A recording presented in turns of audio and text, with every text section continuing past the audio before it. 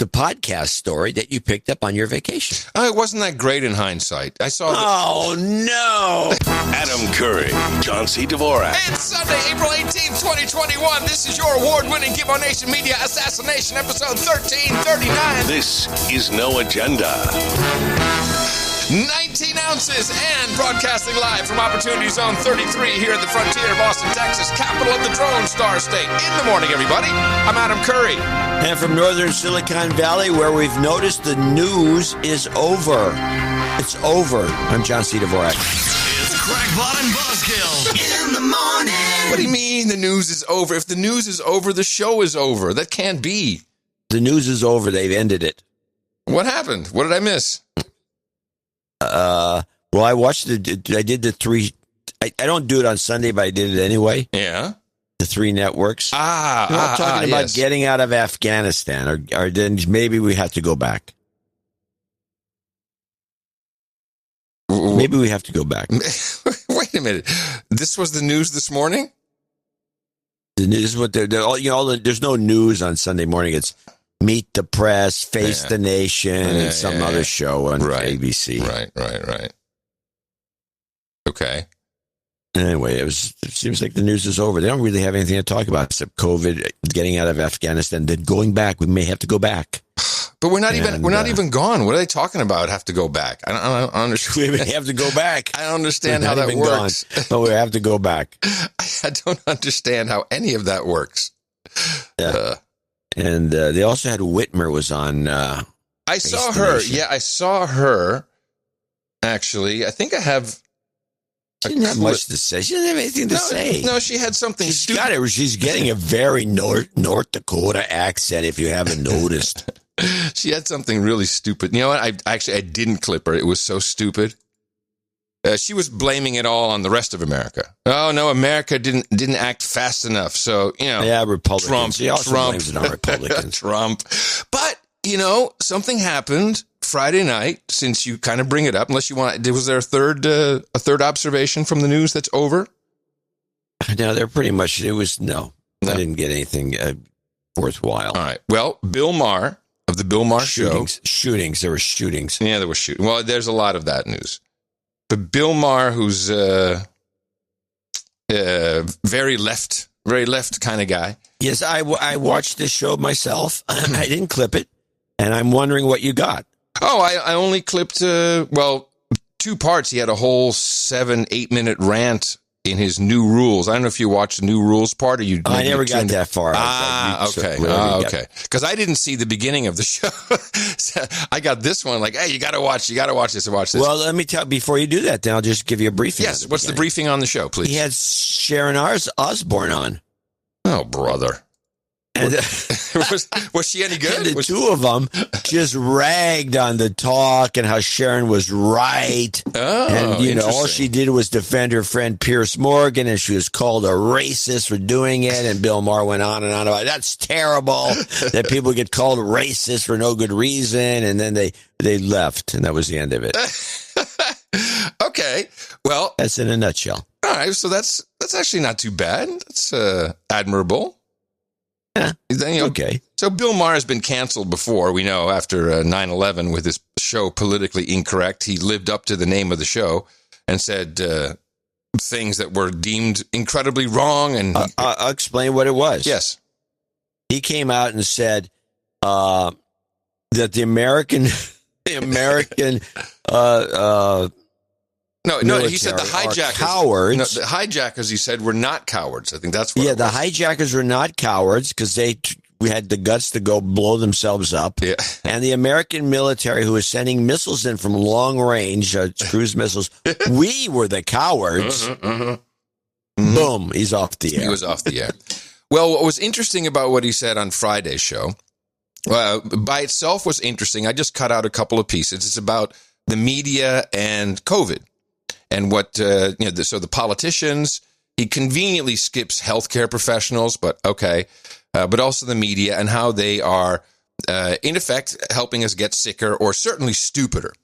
But what was most interesting was the crowd response. And I think this is a true crowd response. He has audience back. He's back with an audience.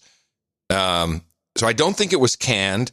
And you can, the biggest problem I'm seeing certainly around places like Austin, where everyone knows that there's all this crazy crap going on, but people are afraid to say it because that's what the cancel culture does. If you are cast out of the group, that's horrible for some people. For some, it could mean economic demise. There's all kinds of reasons. And so everyone's waiting for someone else to clap. You know what I mean? It's like, well, if one guy claps, maybe I could just clap along. Yes, maybe I could clap along. So here's Bill Maher. And this is his intro here to politicians in the media and medical reporting. Over the past year, the COVID pandemic has prompted the medical establishment, the media, and the government to take a scared straight approach to getting the public to comply with their recommendations. By the way, everything you hear as a no agenda producer, you're going to be like, we didn't know that. But the point is, it's Bill Maher saying it. I'm from a different school. Give it to me straight, Doc. Because in the long run, that always works better than you can't handle the truth.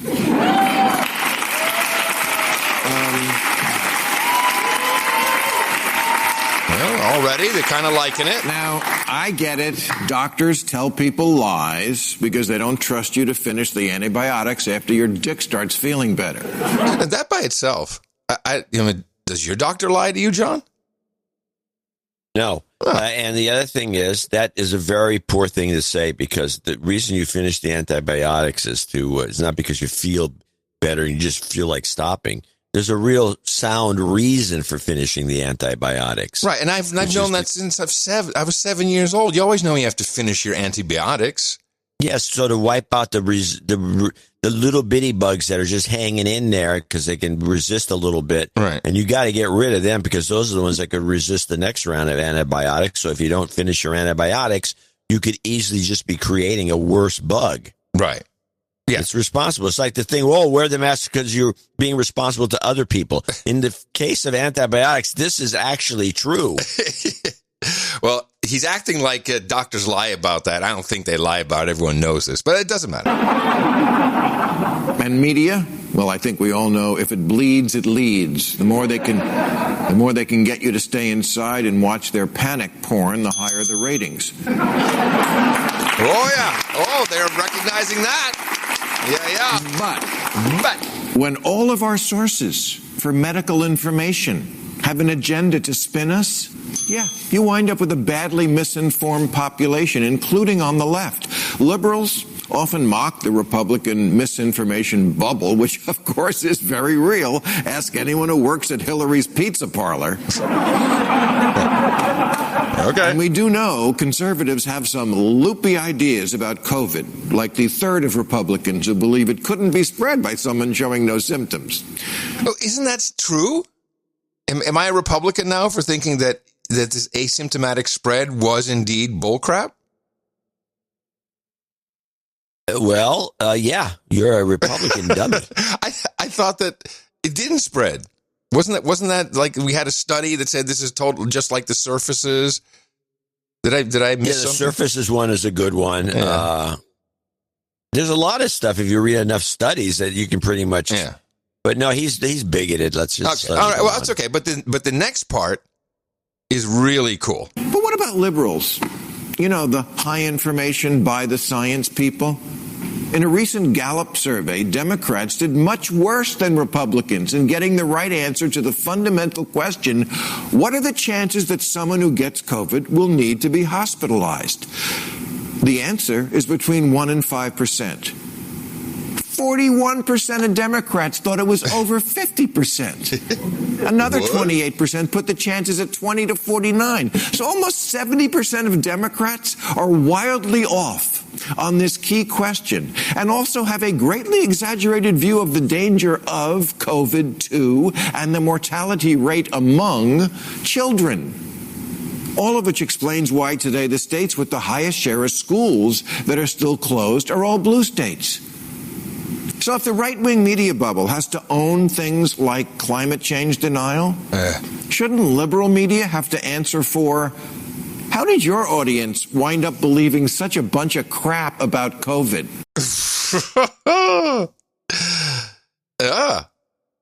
I didn't even know this statistic. That's fantastic.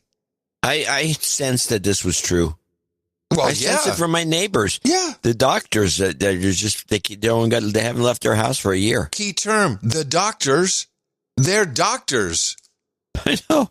Mimi's now thinking that maybe they're quacks. Yeah. Well, there's a second part to this. A new report in The Atlantic says the media won't stop putting pictures of the beach on stories about COVID, even though it's looking increasingly like the beach is the best place to avoid it. Sunlight is the best disinfectant, and vitamin D is the key to a robust immune system.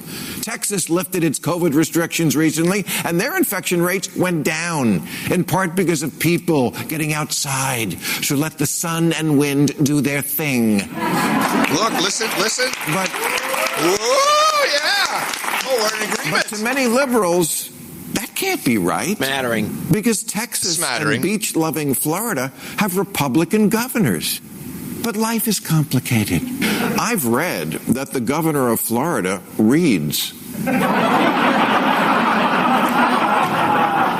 I know we like to think of Florida as only middle school teachers on bath salts having sex with their students in front of an alligator. But apparently the governor is also a voracious consumer of the scientific literature. And maybe that's why he protected his most vulnerable population, the elderly, way better than did the governor of New York. And clapping again. Smattering. Those are just facts. I know it's irresponsible of me to say them. I'm not saying it was wildly enthusiastic, but at least people are hearing something here. That's a different message. Especially when DeSantis, if you even say DeSantis has good hair, you get canceled for that. Yeah, I've never heard anyone at that level. Even Horowitz won't say good things about DeSantis. Now, the governor was also a part of a controversy this past week, as Twitter was not allowing anyone to post video or audio or even articles about the roundtable that the governor of Florida put together regarding COVID. Because, oh my God, it's disinformation. We can't have that. We can't be posting that on social media. So let's play 2 quick clips from it, so that everyone can see what the reason was why this just could not be allowed. And let's start with the children. Martin Calder, do you agree in school there's no need for them to be wearing face masks? Children should not wear face masks, no. They don't need it for their own protection, and they don't need it for protecting other people either. Jay? I mean, I think schools, how do you teach a child to read with face mask on Zoom? Or, I think the children develop by watching other people, and I think it's developmentally inappropriate, and it just doesn't help on the disease spread. I think it's absolutely not the right thing to do. Yeah, so we can't have that on Twitter. That would be completely wrong. We need to ruin the children. This is thinking of the children. Yeah, well, you got Jack Dorsey hates kids. Yeah, there's a second one.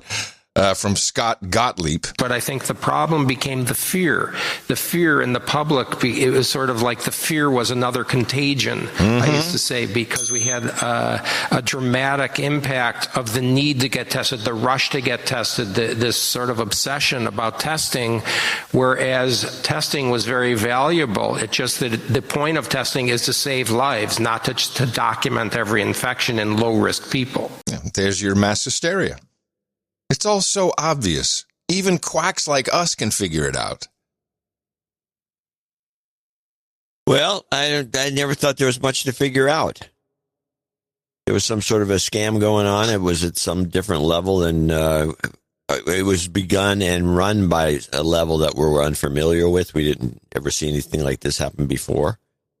The marketing and everything was just fine-tuned for it. And everyone fell for it. I don't know what to say. Yeah, you're correct. It has been done before in precisely the same manner, and it failed. And we did pick up on it, and we did not fall for the scam. Now we didn't fall for this scam. No, but I want to play a flashback where I show what. And it's uncanny when you hear this. By the way, we're going back to The No Agenda Show, I think this was episode 109, and this was back when vaccines were all in play. Remember, was the anti-smoking vaccine, the anti-cocaine addiction vaccine, the anti-drinking vaccine. None of those came to market, of course. But it was the big thing back in the day. And then we had the swine flu. That's why we go back to July 3rd, 2009, and listen to what we were discovering then. News stories are all over the place, and the one that really got my attention this morning, somebody sent in. I don't have it in front of me, so I can't credit him, but I'll actually blog it and credit him there. I might have it. The 600 million doses of swine flu are needed for the U.S. And I'm looking at this. That's exactly what they're doing in every other country. 2 for each individual. 300 million people, 2 doses, forced vaccinations coming your way. It's ridiculous. They're not going to pull it. They're not going to get away with it. Well, do you mind if I play you a little piece of video from, this is an official speaking on behalf, let me just get her name and then I'll fast forward to the relevant bit, because she actually explains how the forced vaccinations will take place, what rights the U.S. government already has as of today to enter your home, to quarantine you, and to give you a forced vaccination. Are you interested, John, in hearing how that works? I'd rather talk about Britney Spears. Okay, so we were we were great even back then. But do you notice the swine flu, they were trying to push the 2 vaccinations. They might have had the mRNA lined up, then they tried to do it. Well, I don't think they did that. I don't think they had the mRNA. But I mean, they've been playing with mRNA for a long time, yeah. But, well, a couple of things. I remember most of this. The two vaccines, no one was going for that. They didn't like the idea, and there was never really a good reason for it. And then somebody broke ranks. The thing was, there was not a unified front. This is the problem they had back in the day. Right. 2009, back in the day. Back in the day. The unified front wasn't there. So somebody broke ranks and said, well, we can combine one shot. We can do one shot, and we can combine it with the regular flu vaccine. Remember they did that at the very end? Yes. Yep. I remember that. That made the whole thing. Wait a minute, then. You're scamming us to tell us that we had to have two. You kept talking about 2, and now you can do 1 and combine it with the regular vaccine, which they did, by the way. They put the H1N1 flu vaccine. Did they wind up doing that? Did they wind up putting that on the market? I believe so, yes. I seem to recall something like that, yeah. The idiots. And it didn't make any difference. It was just bullcrap anyway. So, but the thing the other thing was the triggering mechanism of the virus. Mm-hmm. It came out of Mexico. Yeah. Now every flu and screwball disease, with rare exceptions, at least we were always taught this, and I'll tell you, and I will remind people what it was. They have not mentioned this once during this epidemic, because now it's coming from bats. But they all came out of China because people would have their pigs and their poultry mixed together in their farms, and these things would be zootic, or was it? I can't remember the exact word. Where it jumps from animal to man to animal to one animal to the other, and it creates some bug and it gets out. And that's always the way all the flus come from this but we never, no one was ever creative to bring in pangolins. I mean, that was new. That was they had a new writer. They had a new writer for that one. That was good. Well, they came up with a bad idea because it was a coronavirus and wasn't a flu. Yeah. So they gave up on the influenza, even though that's what the Spanish pandemic was. So they created something in a lab and released it. Let's summarize. Yeah. So talking about the 2 doses. 2 doses, maybe going to 1 dose. Yeah, I don't think so. That is not in the interest of anyone like Pfizer. Tonight, the CEO of Pfizer saying a booster shot will likely be needed within 12 months of getting fully vaccinated. Yeah. And it's possible people will need to get the COVID vaccine yearly, just like the flu shot. A likely scenario is that there will be likely a need for a 3rd dose somewhere between 6 and 12 months. Oh, 6 and 12 months. I love Andrew Horowitz's response to this news. He's on Twitter. He's nothing but sad face. Yeah, Andrew, it's time for your next shot. Come on, line now. up. Come on now. I suggested I suggested to him in an email, maybe it was a tweet, I think it was an email though. I said, well, here's the deal. What if this is the situation? The mRNA screws with you so much, with your own system so much, that now for the rest of your life, you have to have these boosters to keep it from going out of control. Ooh, my goodness. Huh? Ooh, wouldn't that be harsh? That's right out of a good science fiction story. Ugh. You get the shot. You need the shot. Otherwise, the mRNA is going to kill you. Yeah. So you need these counter shots that keep you have to have one every year. What we're kind of finding out, and it's a little confusing, but people who get the shot are apparently shedding spike protein, even though that is not the coronavirus, but they are shedding it around people. We heard that from the Belgian guy. What was his name? How do you shed it? Well, the same way that when you're but contagious. it's just the spike protein. So what's it's like sneezing out a bunch of cornflakes. I mean, what difference does it make? What I understand is that if you're next to someone who has that, you can get the spike protein. Your body responds to it as if it's the virus. Well, since it's not going to kill you, the spike protein is not. Right. It's just a random spike protein. Well, so what? Well, I don't know. I'm just throwing it out there. I'm trying to figure stuff out. What I do know is that when someone, if you're vaccinating someone who has certain illnesses, which is not really being discussed now, there's something called the antibodies dependent enhancement process that takes place, which can make you very sick. And this may be some of this blood clotting, some of this other stuff that's taking place, which, by the way, is not unique to Johnson & Johnson, of course. But here's Fauci in 2020 addressing this in a very short clip. This should be played or replayed, and people should pay attention to what he's saying here. Does the vaccine make you worse? And there are diseases in which you vaccinate someone, they get infected with what you're trying to protect them with, and you actually enhance the infection. You can get a good feel for that in animal models. So that's going to be interspersed at the same time that we're testing. We're going to try and make sure we don't have enhancement. So the worst possible thing you could do is vaccinate somebody to prevent infection and actually make them worse. So you don't hear that discussion anymore, do you? Well, what was the key in there? Well, the key is there are certain diseases and people should not be vaccinated. No, that was the overall theme. What do you mean? What was the key? You need to test it against animals. Models. Animals. And what is the one thing they did not do? Test it on animals. Yes, Adam Curry, Austin, Texas. He wins. Yeah, well, we all know what's going to happen with this thing. And the Australian Channel 7 News, they know exactly what's going on with the vaccine. An Australian biotech company has developed a new treatment it hopes will prevent people dying from COVID vaccine. Okay, so Australia trying to save us from dying from vaccines. But this story that came in from Arliss, one of our producers, is fantastic. He says, I have an anecdote about one of the Chinese vaccines. Not sure which one, but my best friend's mom lives in the Dominican Republic. She's a woman of almost 80 years old.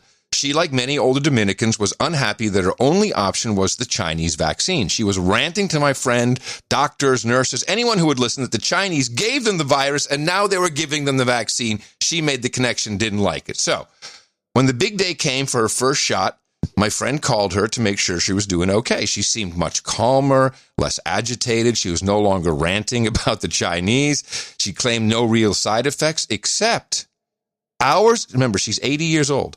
Hours after getting the vaccine, she had an orgasm. And then the next morning, another one without any sexual contact at all. Years of having not had any sexual pleasure. She's having orgasms on a regular basis. Now, this is some marketing we should get behind. Just by standing around? Yes. I guess. Just by standing around. I don't have the details, but yes, a spontaneous orgasm. There is an affliction there is something that some women have, or I've read about, where this happens all the time. No. Never mind. I'm not going to say anymore. Yeah, I've heard of such a thing. But I thought that was a very interesting side effect. Something we had not considered yet. Well, that would be the way to do it. Put it into whatever that is that you did. Put it in the vaccine, and everyone will just flock to that one. Well, it's kind of interesting that, the Chinese, again, ahead of Pfizer on this, they're the guys that are supposed to have the boner pills and the libido stuff. Now, the Chinese are horning in on the female side of the action. You got to be careful with these Chinese. They got all kinds of good drugs. From pangolins. That's a good story. Pangolins. Pangolins.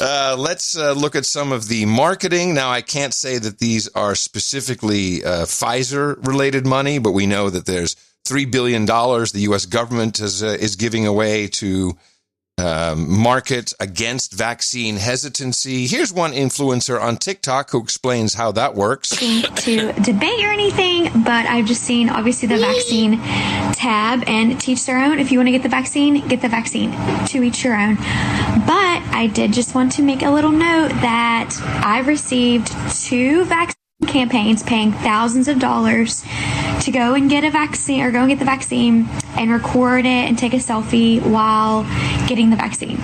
Just going to throw that out there. Now, shouldn't that be some kind of FTC violation that you're paying influencers to just go film themselves getting the vaccine as a stealth native ad without disclosing that? You have to remember, let's go back again on the little machine of ours and realize that if you recall, around, I'm thinking 6 years ago, the FTC and there's somebody, some of the group was during the Obama administration, made a huge fuss about people on Twitter, specifically, pretending to like something because they got paid to pretend to like it. Right. And they were supposed to, now they had to be disclosed. You had to disclose doing this. Yeah, that's what I thought. Well, I don't see any disclosures going on TikTok. That woman's little bust out there, which I thought was admirable on her part, I would say indicates that there's a bunch of people that you see them going, showing up, taking the vaccine, and then getting paid. Yeah. This is against the law. That's what I was thinking, that's not the way it's supposed to work. Where's the enforcement? One of my pet peeves. Where is the enforcement, he said. We need enforcement. Where is the enforcement of such a law? We need to follow the rules. Well, it's a law. It's not a rule. It's a law, and it's being broken left and right, and nobody's doing anything about it. They should be arresting people left and right and throwing them in jail. That's what I think. The United States Center for Disease Control and Prevention has reached an agreement with popular video game deals Twitter account Wario64. Yes, Wario. I can see this coming. Wario64 has about 900,000 followers on Twitter, and they've come to an agreement so that the Twitter account, not saying that's a person, a company, or just the Twitter account, Wario64 will now be paid to announce COVID-19 vaccine availability nationwide. I mean, these are good little deals you can get from the government today. Shit, man. Exit strategy. We'll just reverse everything, take some dough, tell everyone vaccines are great, and then we'll split it all. We'll make everybody whole on the back end. Yeah, exactly. As we exit. Bye. States see rise in unused vaccines as demand flattens. Yeah, this is what our producers are reporting everywhere. But the best part of the marketing, or the Pfizer marketing that is coming undone, is a story from Norway. And as you know, we have producers everywhere, including Norway. The Norwegian Dr. Per Andre Holm, who first published the AstraZeneca vaccine blood clotting side effects, which led, of course, to the stop and overall distrust of the AstraZeneca vaccine in Norway and other northern European countries. Well, guess what he didn't disclose? That he has about $100,000 worth of reimbursements from Pfizer. This is so blatant. They don't even care. They're getting careless. It's very careless. But the thing is, it doesn't matter. There's no. Well, if the government, somehow they've talked to government, they've got the corruption goes must be everywhere. Yeah. Well, at all levels, and including the enforcement arms. Yeah. And once you got enforcement, once the corruption hits enforcement, which is obviously is done, then you're doomed. I mean, this is like, trying to get justice in Mexico. Yeah. Yeah, it's pretty sad because it is. You're right. It's just sad. Well, big pharma. It's they're really powerful. Well, they got the media already in their pocket. So once you get the media in your pocket, you got it made. And the media is shameless. Yeah, they are. Here's a commercial one of our producers picked up. This is how bad it is in the United States. Now, as you know, we have pharmaceutical advertisements are allowed here. And is it also New Zealand? Is that the only other country in the world that allows this? I believe it's New Zealand.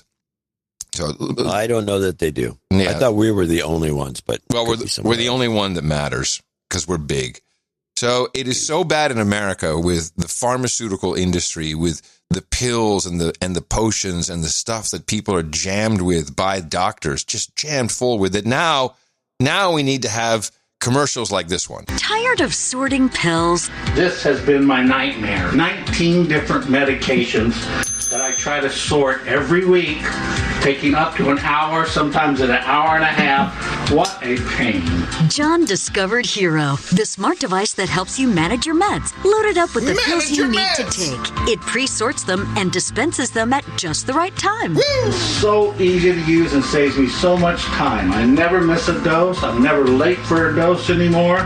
I would highly recommend this machine to anyone. For just $29.99 a month, Hero can help you or a loved one stay independent. So I literally get 90 days supply, open the machine and dump in 90 days of small pills, and I'm good to go. No. We are so confident you will love Hero. We offer a You don't believe this? No, this is either a Saturday Night Live sketch or something else stupid. There's no old man that spends an hour a day sorting pills. This is bullcrap. I believe this one. I'll get to the bottom of it. I believe this. Yes, you've been had. No, I don't think so. Maybe. Well, okay. Here's one that's definitely real. And this is For the Children by Cincinnati Children's Hospital. The various COVID-19 vaccines work differently, but all do the same thing. They stop COVID-19 from making you sick. When someone usually gets sick from a virus, that virus has been able to get into the body's cells and force them to make more of the virus. And until a body has had enough time to make antibodies to fight the virus, that person will stay sick. But when you get a COVID-19 vaccine, it tells your cells to pretend to look like COVID-19 cells. And because your body's defenses think those are COVID-19 cells, even though they aren't, your defenses start preparing antibodies to fight the virus, even though you don't have the virus, and your body won't attack your cells that look like COVID-19. Now with your body prepared, if the real COVID-19 virus comes along, your body is ready to stop it right away, so you won't get sick. All because the vaccine prepared your body. So, get your vaccine when it becomes available, so your body is protected. A message from Cincinnati Children's. Well, we've explained this mechanism on the show a million times, and that's exactly how it's supposed to work. The problem is, does it ever stop producing? There's issues. Yeah. Which is, does it ever stop producing protein spikes? It sends a messenger RNA, and it says, hey, make these spikes. And a bunch of cells say, oh, well, I don't know, I got nothing else to do. So I'm going to do that. I'm going to make spikes. And it starts making spikes. Yeah. And it starts making more spikes and keeps making them. And meanwhile, some other cells probably got the word from this mRNA vaccine that says, I'm going to make spikes too. I can make more spikes than you. And they start making all these spikes. And pretty soon your whole system's clogged up with spikes. Is that possible? I think that what is happening, if you take these, this first 20, 30 minutes into account, is that even people who really are all in, not all, because there's going to be a segment that are just completely lost. I think people are starting to wake up, and you see this, a booster, 6 months? What? Every year? And people, as you pointed out in the newsletter, people are down to comparing the side effects of each vaccine. Well, I can handle pain better than nausea, so I'll take the Pfizer. This is insane, the level that people have gotten to. And now to think that you have to comparison, it was on a TV. We have TV shows now, and we have Zoom conferences, and people are comparing side effects. Yeah. this is not. When has this ever happened in our lifetime? Yeah, never. Side effects are supposed to be rare. There's supposed to be a side effect that maybe there could, there's just something that could happen, and it's the little thing at the end. If side effects are now normalized, I don't know how these drug company ads are going to work, because if side effects are normalized, pretty much everything you take is going to kill you. They say so in the ad. Yes, if they actually have to do side effects, you're so right, because when you're an officially approved FDA approved medication, not emergency use authorization, I think you do have to put all the disclaimers on the TV ad, so they just won't do it. And why would they? They have to. No, they just won't do ads. Why would they? Look at all the free ads. I don't know what they're going to do about this. They got free ads. They've created a monster. And let's just remind ourselves of what Dr. Bill told us could be the possible side effect. Nothing more, nothing less. So the data showed that everybody with a high dose had a side effect. Yeah, but some of that is not dramatic, where, it's just, super painful. But yes, we need to make sure there's not severe side effects. The FDA, I think, will do a good job of that, despite the pressure. Well, no, the FDA has not done a good job. We have women all of a sudden menstruating when they haven't. We have women getting orgasms when they haven't. I'm not saying it's a bad side effect, but diabetes, blindness, temporary blindness. A lot of people just drop dead. The super painful part seems to be just part of the overall equation for everybody, no matter what. So, yeah. Well, I do have some COVID clips. Okay. But they're all rap clips. They're all clips of, trying to get things wrapped. Well, that's good. Let's do that. Let's start to wrap things up. Even though, by the way, it's not going to wrap. This is not a wrap on COVID by any means. No, I'm going to give you that. I'm going to kind of give it away. But the wrap is that this is going to continue. Oh, gee, spoiler. Yeah. Let's go with COVID report CBS 1. Staggering new milestone. More than 3 million lives now taken by the virus. For context, that's more than the population of Houston. For the latest time. Hey, stop. What is this? I thought the same thing. Why Houston? Houston in there. Why are you picking on Houston? That's not cool. When they do something like that, I'm always thinking, is this code? Yeah, this is code for Republican. No, is this code for some bad thing's going to happen in Houston again? I think so. Yeah, sure they are. Right now. So now's the time to disinvest from Houston. You remember the story Rubicon, which is now, I guess they're replaying it somewhere on one of these networks. It was all the whole intelligence scam, quote unquote, from all these small intelligence operations was just to find good investments. So here's what I'd say. Governor of Texas Abbott came out 2 weeks ago now, I believe, and said, "Hey, we're close to herd immunity and we're all good." And if you look at the New York Times from, let me see, I have the date on this. This is April 11th, so last week. Headline: Has Texas achieved herd immunity? There's no way on God's green earth, an expert says. So they're going after Texas because just like Bill Maher said, with Florida too. But I don't think I had that in the clip. But mask mandates dropped, cases went down. It's counterintuitive. We can't have that. So maybe they're planning a super spreader event. Houston is great for that. We have a very diverse population. A lot of obese people in Houston, just anecdotally from having been there recently and being at the airport in Houston recently, which is probably the biggest health problem we have. So, yeah, maybe. And notice they've gone from 500,000 people dead in America to 3 million, which is the worldwide figure. So that's kind of fun to do. if you just want to scare people. Staggering new milestone. More than 3 million lives now taken by the virus. For context, that's more than the population of Houston. For the latest, Tom Hansen joins us in New York. Tom, good evening. Hey there, Adriana. Well, health officials are concerned over a spring surge. The United States has reported nearly 250,000 cases in the past week alone, even as vaccinations accelerate. Tonight, cases on the rise, with several states across the country battling new infections. The CDC blames dangerous variants and relaxed restrictions. Hold on. Battling new infections. No.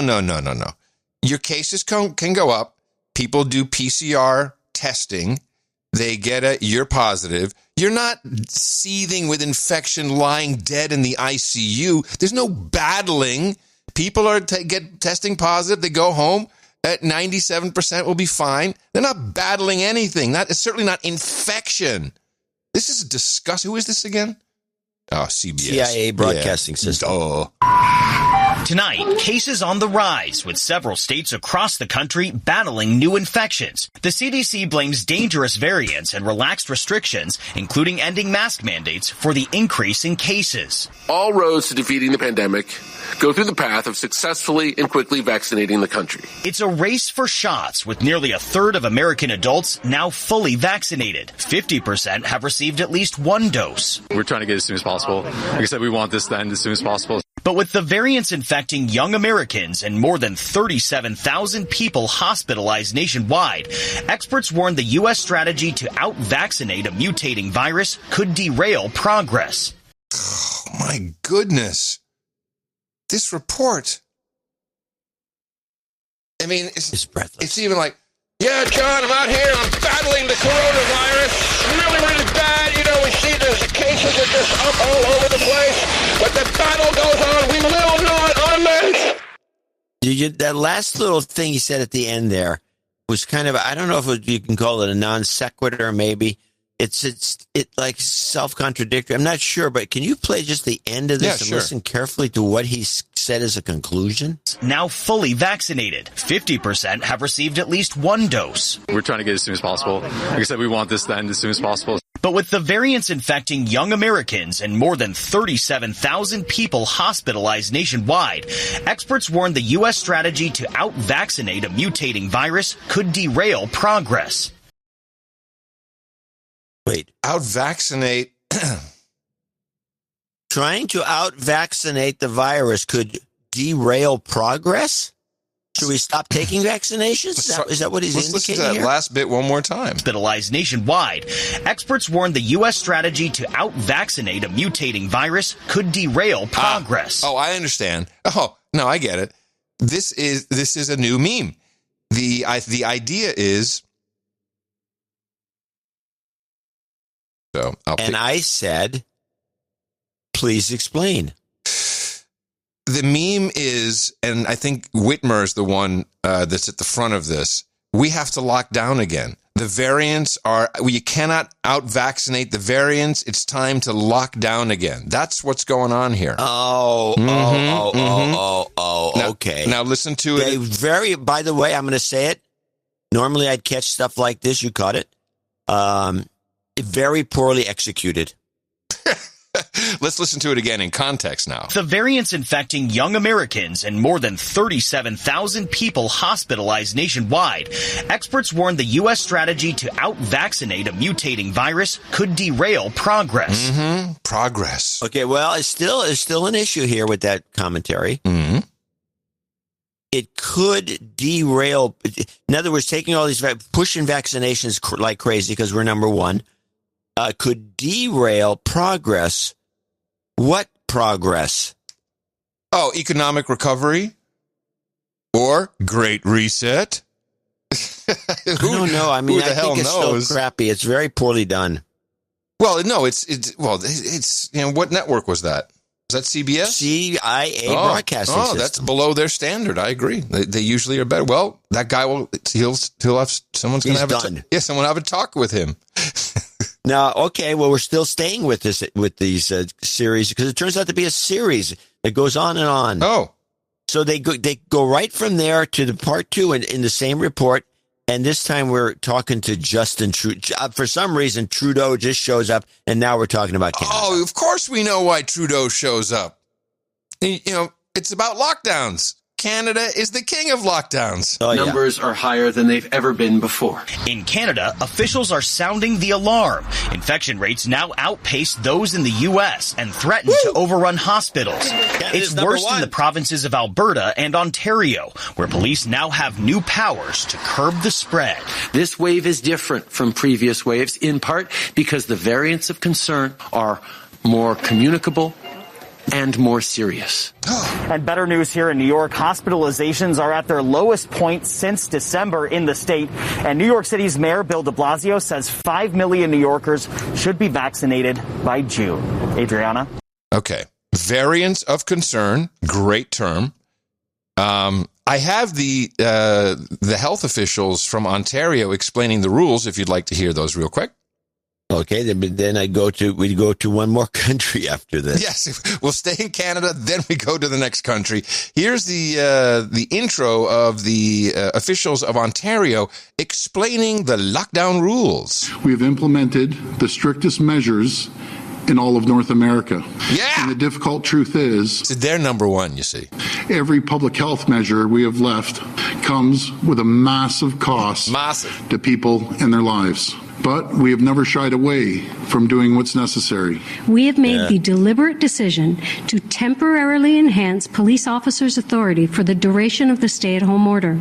Moving forward, police will have the authority to require any individual who is not in a place of residence to, first, provide their purpose for not being at home and provide their home address. Police will also have the authority to stop a vehicle, to inquire about an individual's reason for leaving their residence. And our inspectors will also be ensuring that those who absolutely must come to work are strictly following the public health measures. For our employers and employees, take note, this is your last warning. And then they had a Q&A. What was the first warning? The guy just says this is your last warning to be just a big Canadian dick? Yeah, when people were not, employers were not taking this seriously. They were allowing their employees to come to work even though they were not deemed essential enough to do such activities. And the Q&A came in. And, obviously you'd like to know, well, kind of what happens if you don't play along. I'm wondering about these new police powers to just randomly stop someone walking down the street or to pull over a car. What happens if a person refuses to answer the police questions? So by issuing these new additional enforcement measures, it allows police officers to ask the person why they are not at their place of residence and what their place of residence is. And specifically to your question, if you are not willing to comply, then you are breaking the law. Woohoo! Breaking the law. Canada, what have you allowed to happen? Law? The law that they just put in place. What happened? I'm sorry? Why don't they get rid of these people? Well, maybe they will after this next one, which is about snitching. If someone sees their neighbors breaking these new regulations and having a party in their yard, that sort of thing, should people call police on their neighbors? In terms of people calling to snitch, to inform, look, we all have a personal responsibility. If it means saving lives, then I think we have to think about what your social responsibilities are as an individual to make sure that you don't empower other people and invite a whole bunch of individuals to your home. Man, we talk about America becoming China, but hapu tata tata ching ching over there up north Canada. What are you allowing to happen? Gee, this is pretty extreme. And well, the thing about the Canadians, I've had this theory about addressing the Americans and the Canadians at a base level. And the base level begins with the American Revolution, where we did what we do. We pulled out a bunch of guns and rousted the British. The Canadians never did this. They let the British, they left them there, but they got their way by complaining a lot. Oh, really? And if you go to Canada enough, you start to notice that Canadians are really good at complaining. And they bitch and moan, okay, whatever you want. And they get their way often. So this new moment seems to be a challenge to the Canadians. Can they complain their way out of this mess? So you're saying Canadians complain and then the government eventually relents and says, okay, we won't do that because you're all complaining. That's what your assertion is. That's basically what I'm saying, yes. They're complainers. That sounds reasonable. Compared to Americans, we pull out a gun. I wish we were still doing that. We don't. Well, we're still doing it enough that everyone's worked up about it. But we're not. We do complain. I have to say, the complaining methodology is not a bad one if you do it right, because that's what a lot of the protests and the like and such tend to be focused around. And we're trying to make ourselves more complainers than we are violent. But it may or may not be working. So we're becoming Canadians. I think, we're trying to. We're trying to become, because they're so peaceful. It's so There's nice. So many if you notice, a lot of Canadians, especially Canadian actresses and actors, they're all in on all this protest, anti-Trump stuff. And it's all, the anti-Trump stuff is all based on complaining. Well, Trump never did anything one way or the other. But let's bitch about him. Yeah. That's interesting. Well, it's just a thesis. Onward with the final COVID. CIA broadcast systems. The CIA broadcasting system. What are they trying to tell us? They keep going. They went plowed right through Canada. Now we're going to the real good one, the one that we can't prove because nobody's down there to report. No, we've had our producer reporting that there were Chinese vaccines and that it was okay, and that no one's dying in the streets. I agree. We have foots on the ground that tend to give us the straight up, the straight dope. But no. The networks and the American public, they don't know what the hell's going on. Brazil might as well be on Mars. So let's hear our Brazilian report as we continue on with CBS's COVID rundown. A deadly COVID variant tearing through Brazil has that country's medical system tearing through Brazil. I love this. A deadly COVID variant tearing through Brazil has that country's medical system at a breaking point. A CBS News team traveled there this week, and as Manuel Bajorquez reports, the situation is dire. Vila Penteado Hospital in Sao Paulo is not only full, it no longer accepts anyone but COVID-19 patients. Dr. Daniela de Jesus says the virus's victims are getting younger, and once they are here, the odds are against them. In your experience, how many of these 9 people in this one room will recover or not? Menos da metade. Menos da metade se recupera. Less than half will recover. You really get the sense of worst case scenario being in this hospital. In this room, people are being intubated. In the other room, we saw someone getting chest compressions. It's exhausting work, emotionally too. Na maioria dos casos, esses pacientes, a última visão é minha. You're the last person they see before they die. Some of them.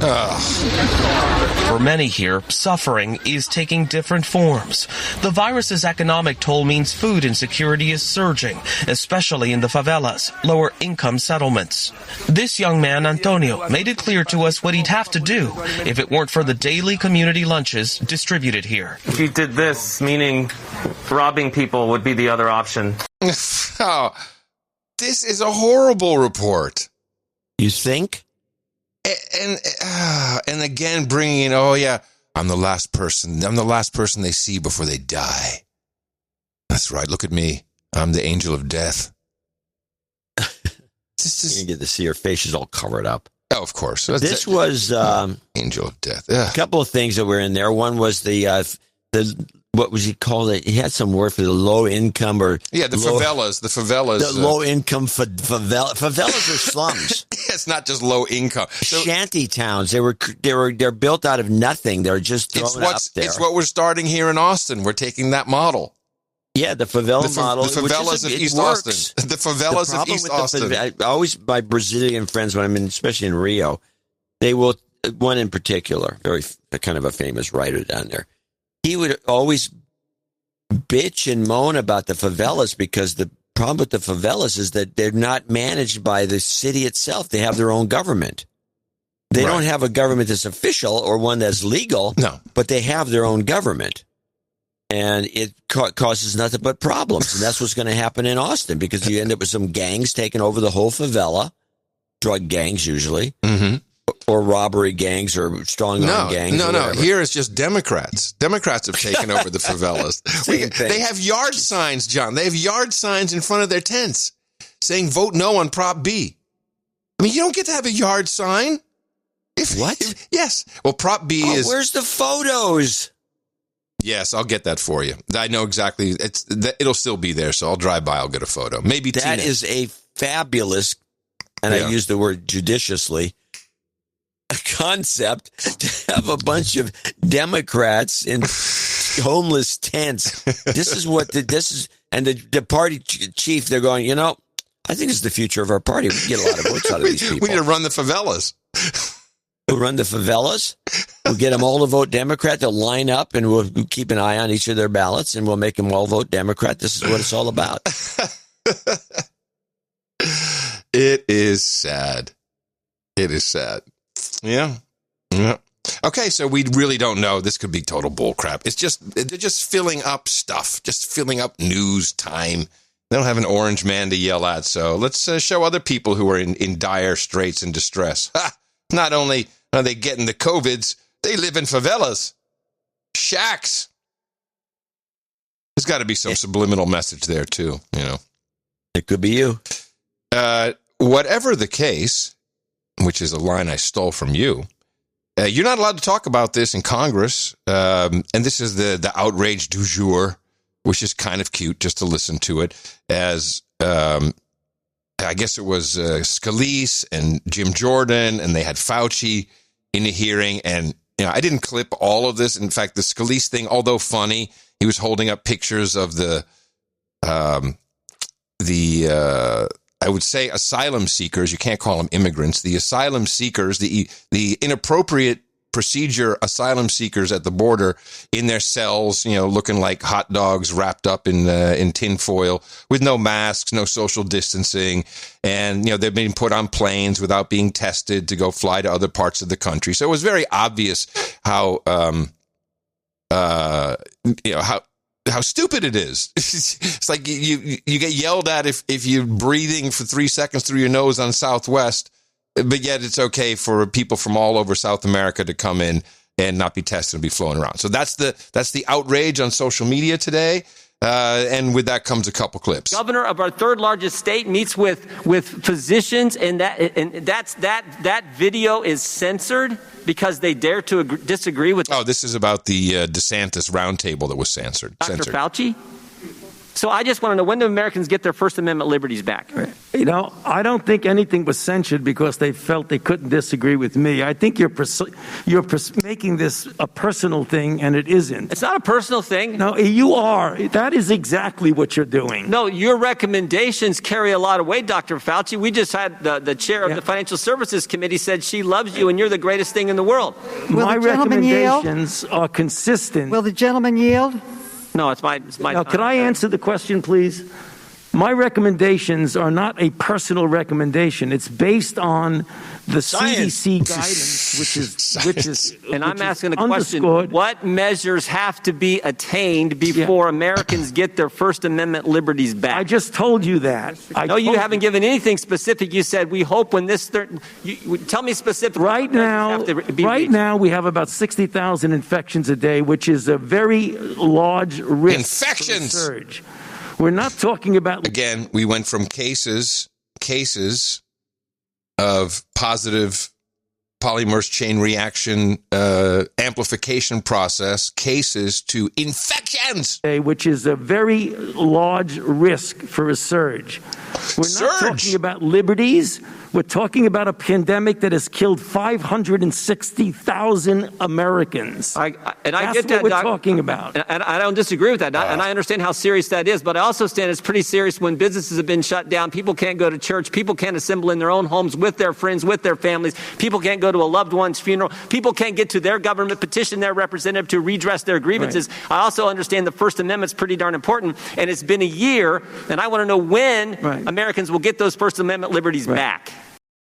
So Jim Jordan is a dick here, too. He's grandstanding to an extreme. Oh, if Fauci can say, if I was Fauci, I'd be Fauci. Yeah. Jordan, I'll be Jordan. I got nothing to do with I'll be Jordan. Twitter. Wait, I'll be Jordan. Dr. Fauci, when are we getting our First Amendment liberties back? Hey, I got nothing to do with Twitter. I'm not even a shareholder. What are you blaming me for? Twitter. I got nothing to do with Twitter. He's grandstanding. It's ridiculous. Seriously. Oh, hey, we have these rights. That's the way to look at it, but no, not this Republican. No, he's doing it for effect and for his own political career. Oh, he's hoping to be president. Well, of course, this is the moment for these guys. They want to shine. They're going to Gates him. You watch. They're going to Gates him too.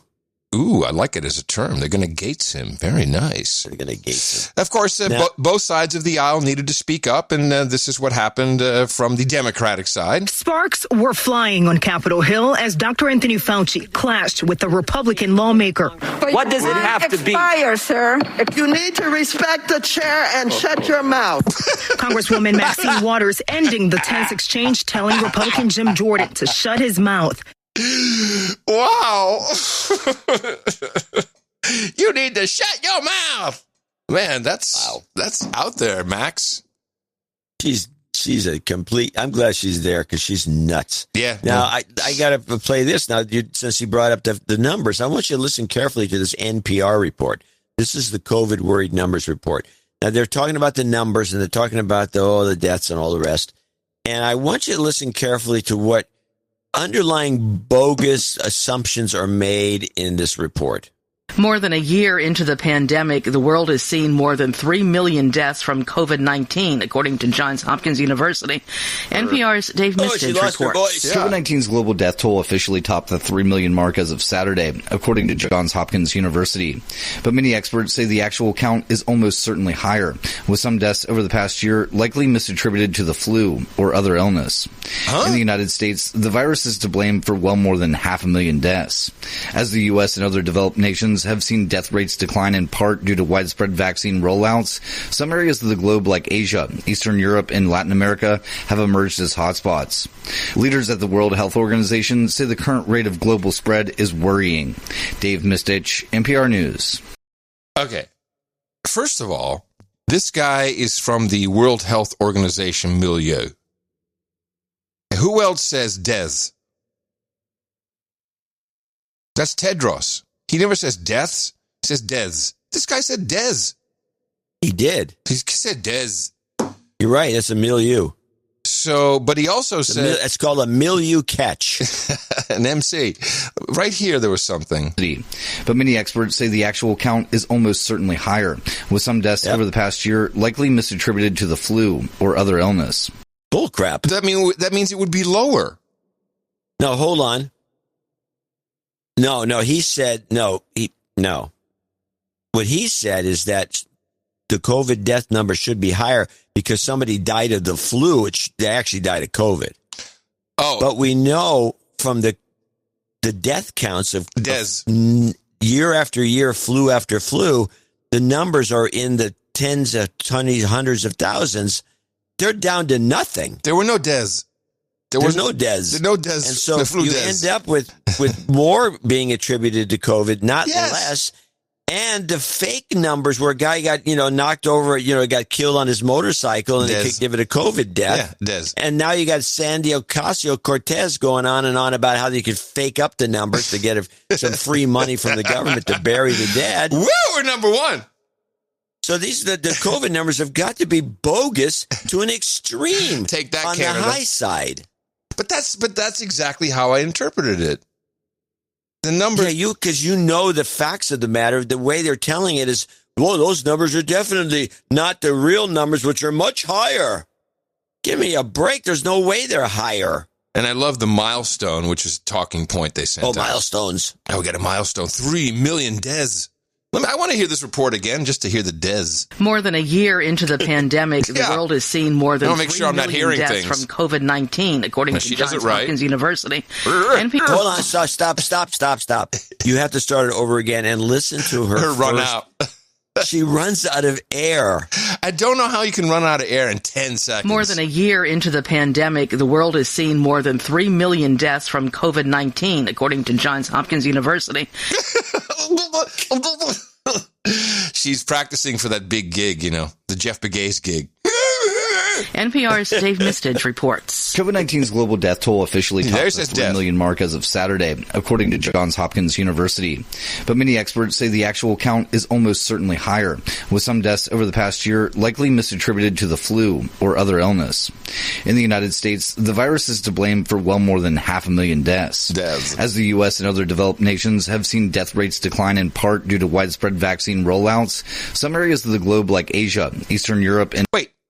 This whole report, everything, this reporting is all Ministry of Truth. What does he say here? As the U.S. and other developed nations have seen death rates decline in part due to widespread vaccine rollouts, some areas of the globe like Asia, Eastern Europe, and Latin America have emerged as hotspots. Okay. Well, anyway, fine. The whole thing is... out of control. The whole thing is messed up. It really is. Let me see if I had any other important things. One of our producers is a doctor of philosophy. Okay, well, you got plenty of doctors of philosophy, I'm sure, that listen to the show. And he said, Adam, I like your new approach for telling people you won't be getting the vaccine. I've been doing the same thing, only I have a variation. Instead of saying, I had COVID, so I don't need to have a vaccine, you should say, no, I'm a COVID survivor. Because it immediately disarms people, triggers the nut job brain, and they switch to virtue signaling. And of course, their response will be, "Oh my gosh, you poor thing! How bad was it?" You see, and so then the whole conversation is removed. I love COVID survivor. Yeah, COVID survivor. Yes, we got buttons and we got t-shirts. Alert to the No Agenda shop. Yeah. Buttons and T-shirts. Yep. Hats, armbands. Hat. Right, all three. The big three. The big three. And a mug.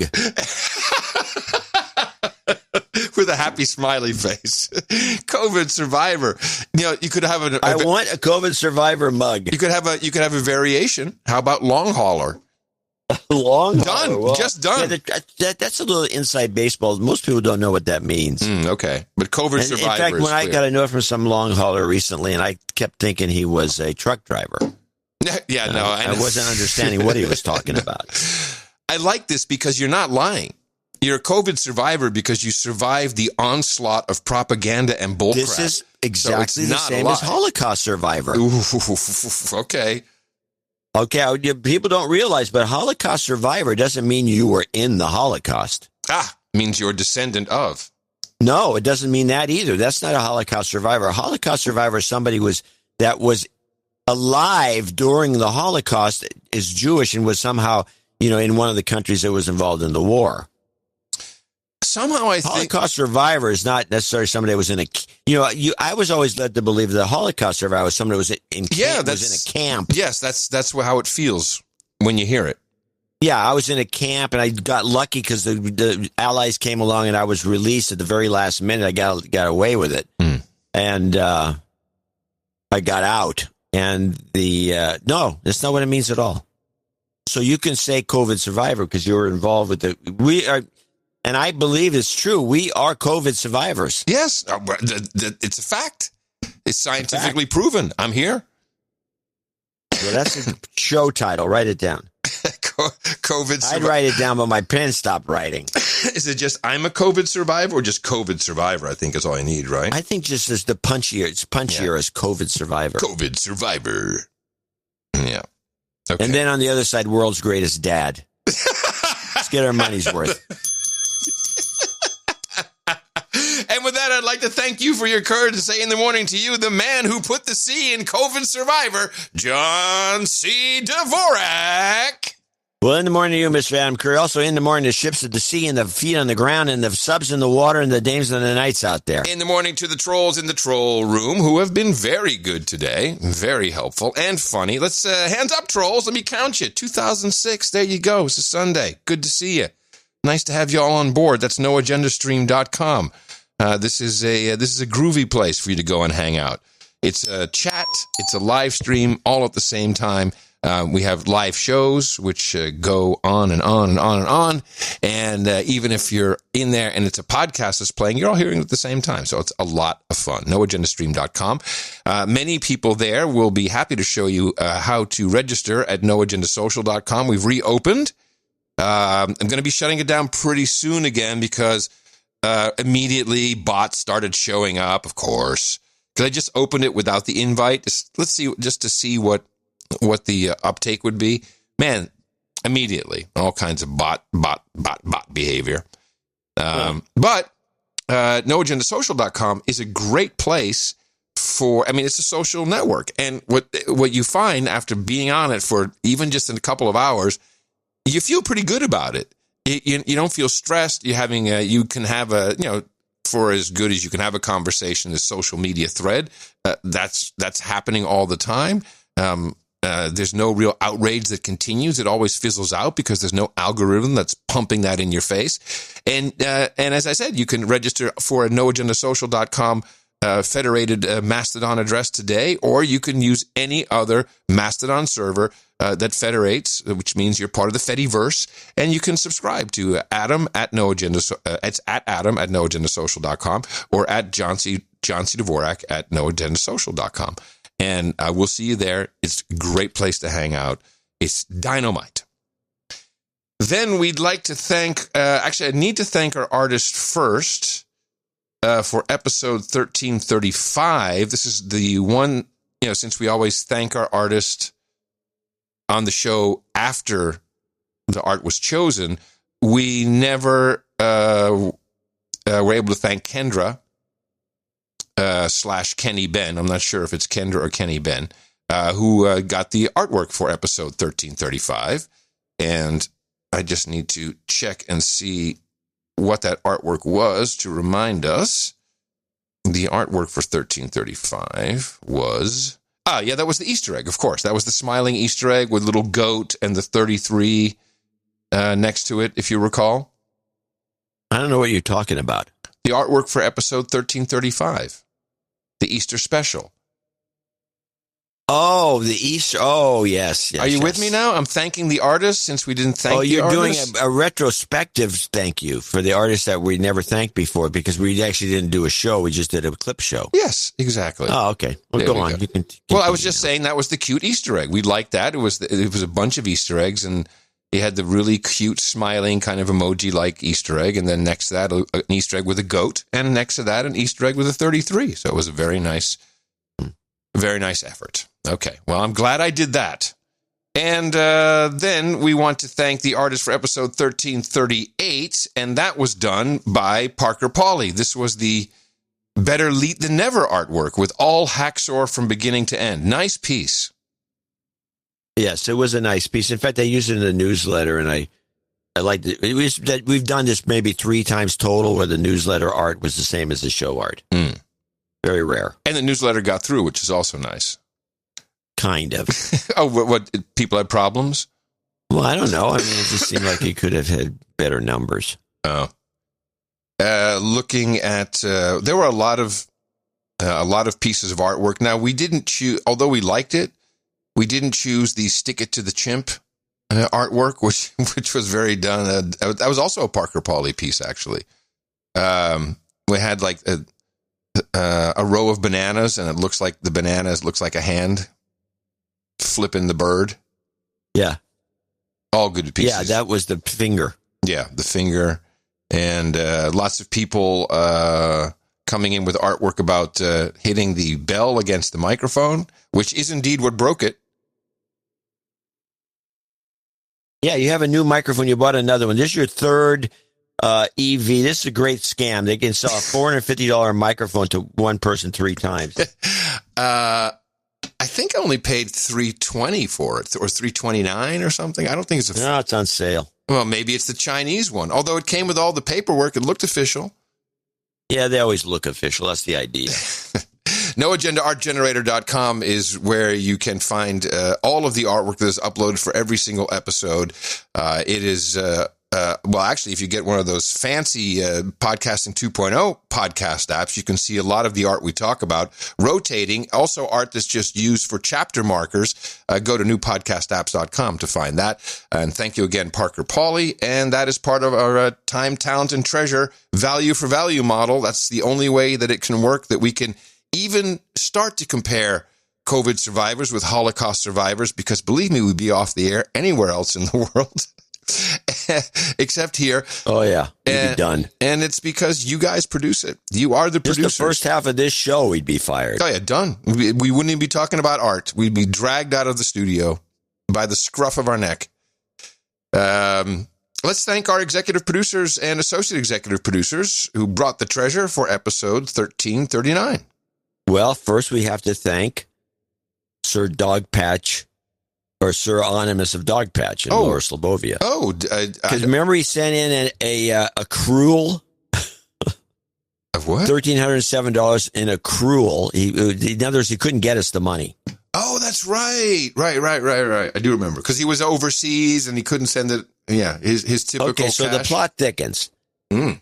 So we have him sending in that amount, which is $1,307.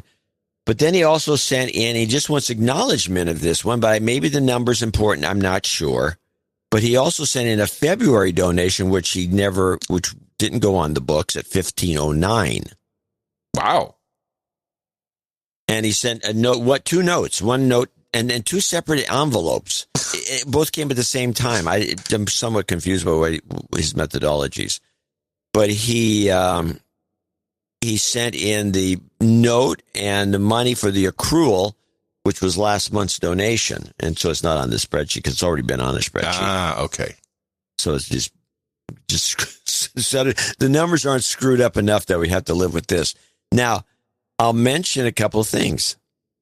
He bitched about the fact that he can't, in the other note, which I don't have, I put it somewhere, but it's just a short note saying, just make sure you mention it. Let me know that you got the February numbers. Mm-hmm. On both of these donations, this time he added a foreign note of currency. Oh, and which in some countries, by the way, is illegal. It's illegal to do that. But that's beside the point. Right. Now, the February note, I believe, was the one that had 100 won in it. It had some Chinese money. Mm-hmm.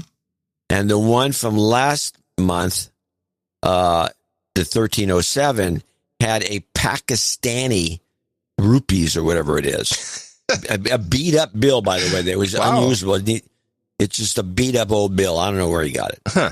So I'm now thinking that if he's not in some sort of agency, researcher, or he could be a salesman. He could work for Caterpillar. Yes, he could. Yeah. So here's his most recent note he once read. From Sir Anonymous of Dogpatch, Lower Slobovia. Thank you to all the producers that make this show. And by the way, why don't you look up those notes for this next donor? And then I've got it. I already have it. Thanks to all the producers that make this show the remarkable product that it has grown to become. Keeping it short to speed up the show, and because this is my late March donation, it was sort of off the grid. I was sort of off the grid to relax, and sending an envelope of cash from some locations, I'm guessing Pakistan or China, is, and I'm not sure he wants me to mention that, but he wouldn't have put those bills in there. No, but he never says he was in either one of those countries. John, hello, don't you understand? You're missing the whole point. These numbers, none of this is for us. Rubicon, baby. So it has to be, but he could be in Arkansas he could be a coin collector for all we know. But we know that China and Pakistan, they're working together. So there's code. This is code to the U.S. intelligence agency. Something's going down. Could be. We'll see. Okay. And okay, let's put another little piece of information in there that may or may not be or should be revealed. The Chinese yuan was a beautiful, clean, brand new note, and the Pakistani rupee or whatever it was, I don't know, I don't have it in front of me, was beat up to crap. Not even collectible. Oh, well, there's more code. By the way, I've been corrected. It's yuan. We've been pronouncing it incorrectly. I've heard my whole life, I've heard yuan, but apparently it's yuan. Yeah, well, maybe it is yuan, but when I've been to China at least a dozen times, and it's pronounced yuan there. You've been to China a dozen times? At least. Hong Kong doesn't count. I actually went to Hong Kong first, years and years earlier before I went to Hong Kong. Hong Kong doesn't count. Hong Kong is so expensive, nobody should go to Hong Kong. Well, my advice. So, yeah, they all said yuan, but for some reason now we're wrong. It has to be yuan. Yeah, well. And what were you doing there all those times? I was always going for PC Magazine. We had PC Magazine China of sorts. We had, it was actually PC Computing. I went for PC Computing. And I went with PC Magazine, PC Computing, and I went, I got a couple of trips from the Taiwanese, and then I swung around and went to China. Okay, so been to Taiwan probably. Yeah, well, there was a lot of business to report on. I was a big shot. You weren't, well, John. You're still a big shot. Yeah, you're too big for all those crappy little magazines that are web only. Please.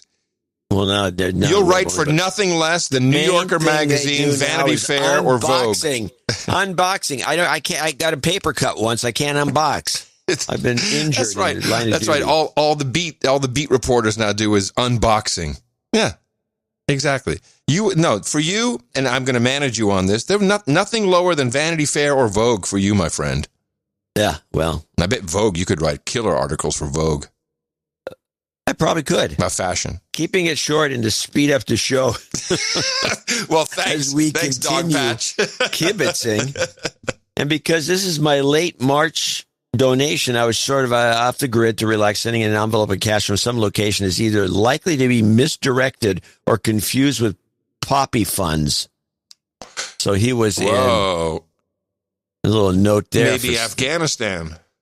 Yeah, maybe. Well, no. Afghanistan, of course, borders on Pakistan. Yeah. Down in the problem I have area. no idea. We're never going to figure this out on our own. He's going to have a beer with us and tell us. All right. So as I returned to the U.S., my appreciation of our republic only increased. I enjoyed John's article on Alinsky, his Substack, Dvorak.substack.com.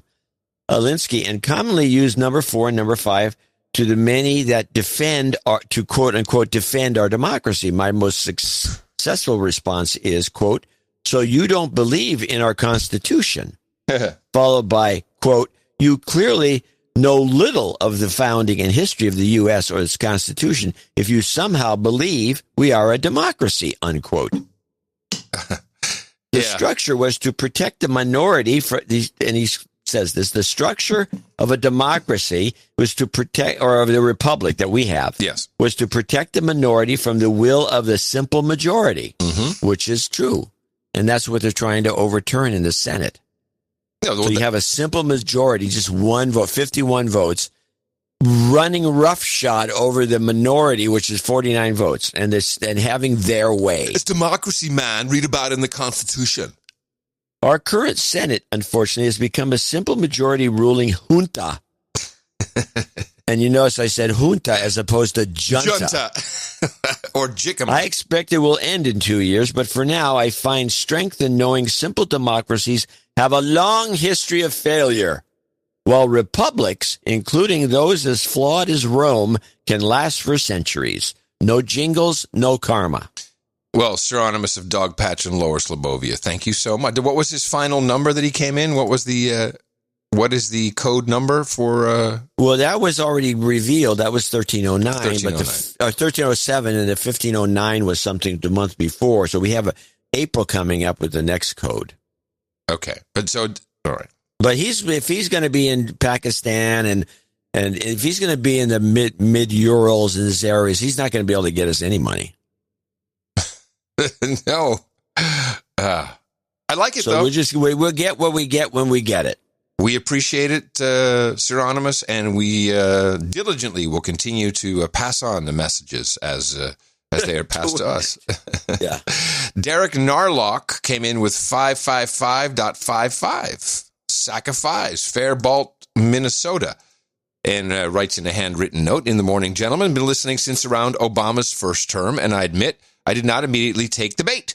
However, after multiple tries, I finally got hooked. Haven't missed an episode since.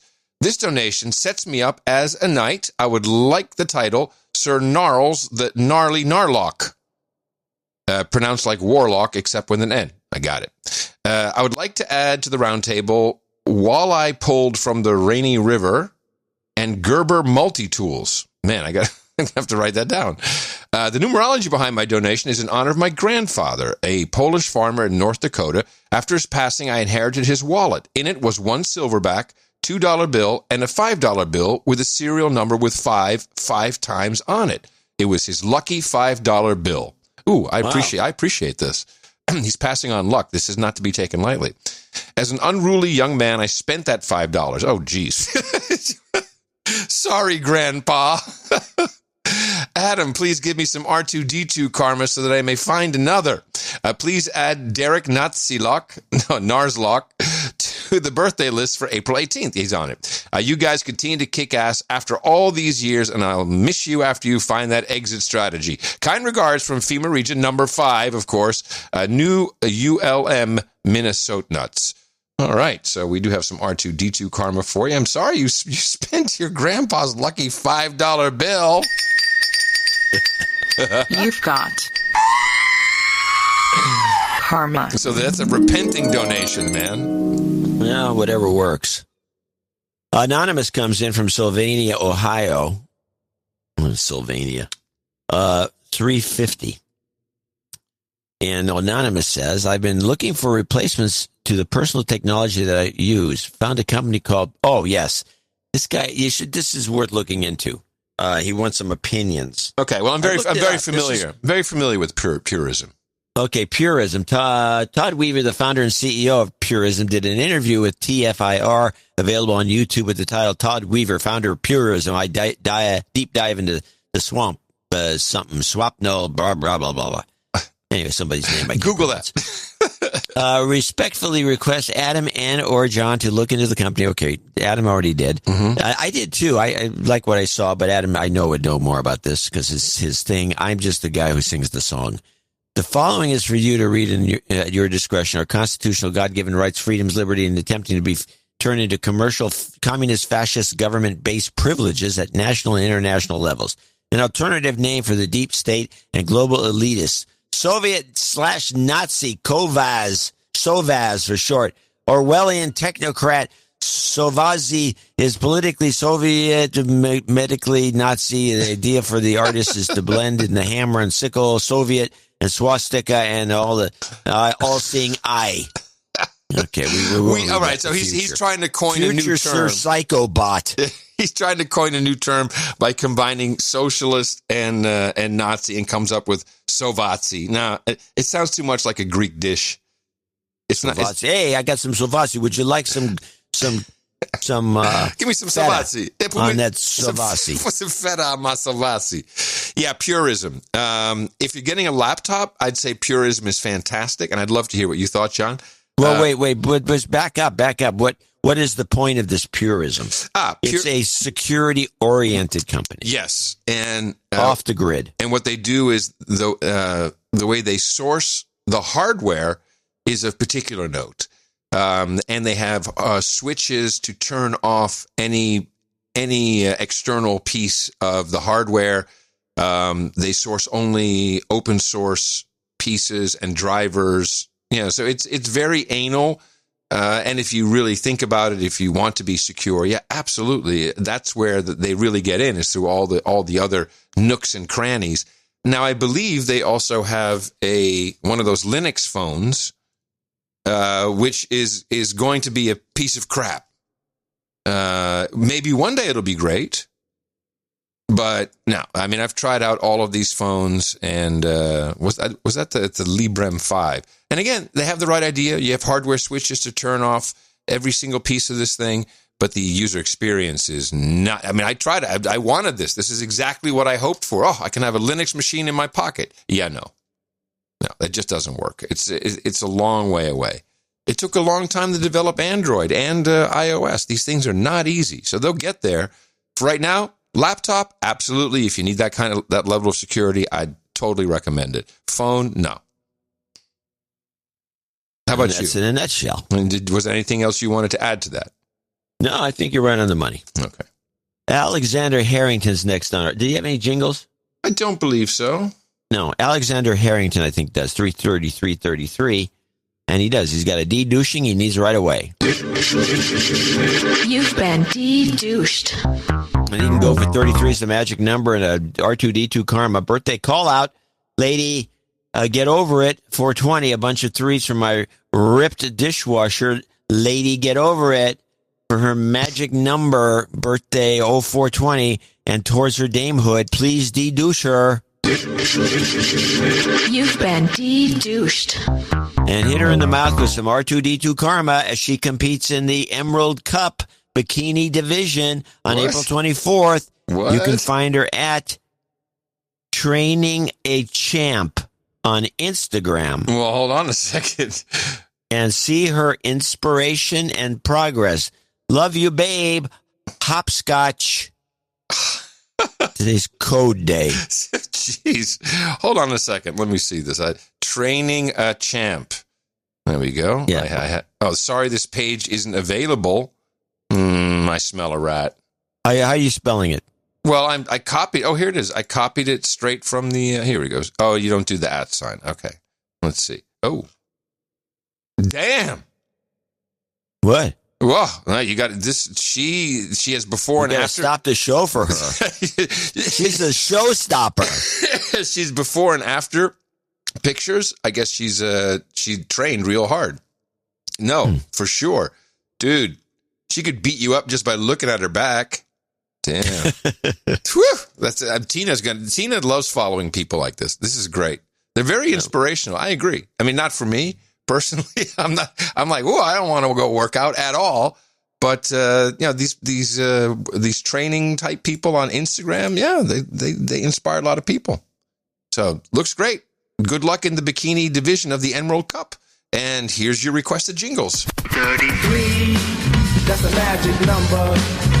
It is. It's the magic number. You've got Karma.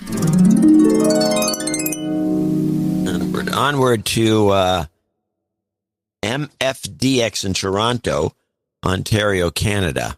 321.60. Happy pandemic, gentlemen. Please accept this donation in the amount of $420.69 in Canadian. Mm-hmm. So it's a $420 donation. We'll bump him up. Nice. I think we don't have to. Well, I don't have to. Yep, he's good. No, we don't have to bump him up. He's already bumped. I've named this donation amount the Afternoon Delight. Celebrating 420 is a simple puff in the park. 420.69 takes on a whole new dimension. Best enjoyed on a rooftop deck or a secluded beach. This year, the prospective keeper and I will play a simple game I've come up with called Fetch. All you need is a drop of honey. With this donation, I've achieved knighthood. And he's changing the subject. Please knight me as MFDX of Anjou. No, sir, please. Okay. Well, good luck. Okay. I would like to claim my East End Montreal hometown as my protectorate. Appropriately, Pepsi and poutine should be served at the round table. All right. I don't think we ever had poutine at the round table. We've had it before, for sure. Jingle request, Afternoon Delight. That's it? Okay. Accounting, April 2nd, blah, blah, blah. He's got a bunch of numbers. Okay. All right.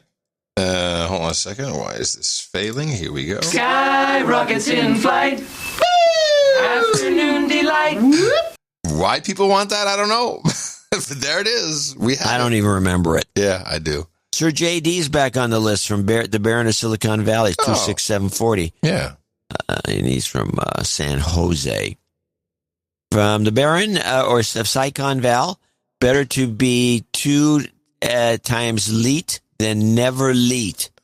Thanks for all the lulls and keep up the great work. No jingles, just goat scream karma.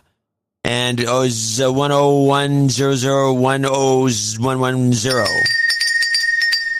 You've got karma. Can't get more Cody than that. Mm-hmm. We're a Cody today. I wonder what that is, binary.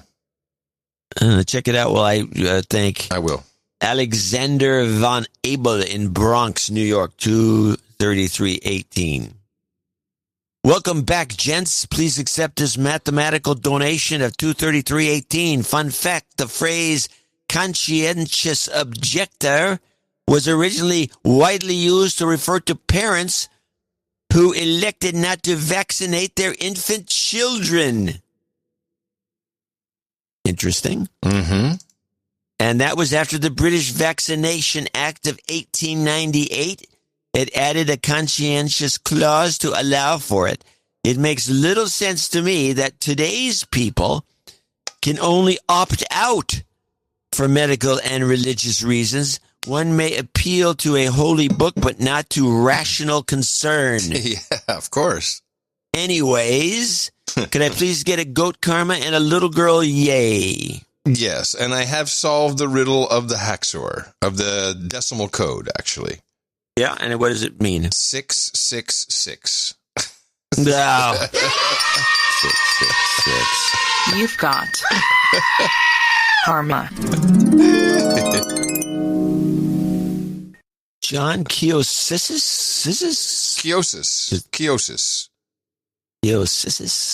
Kiosis. 200. In River Grove, Illinois.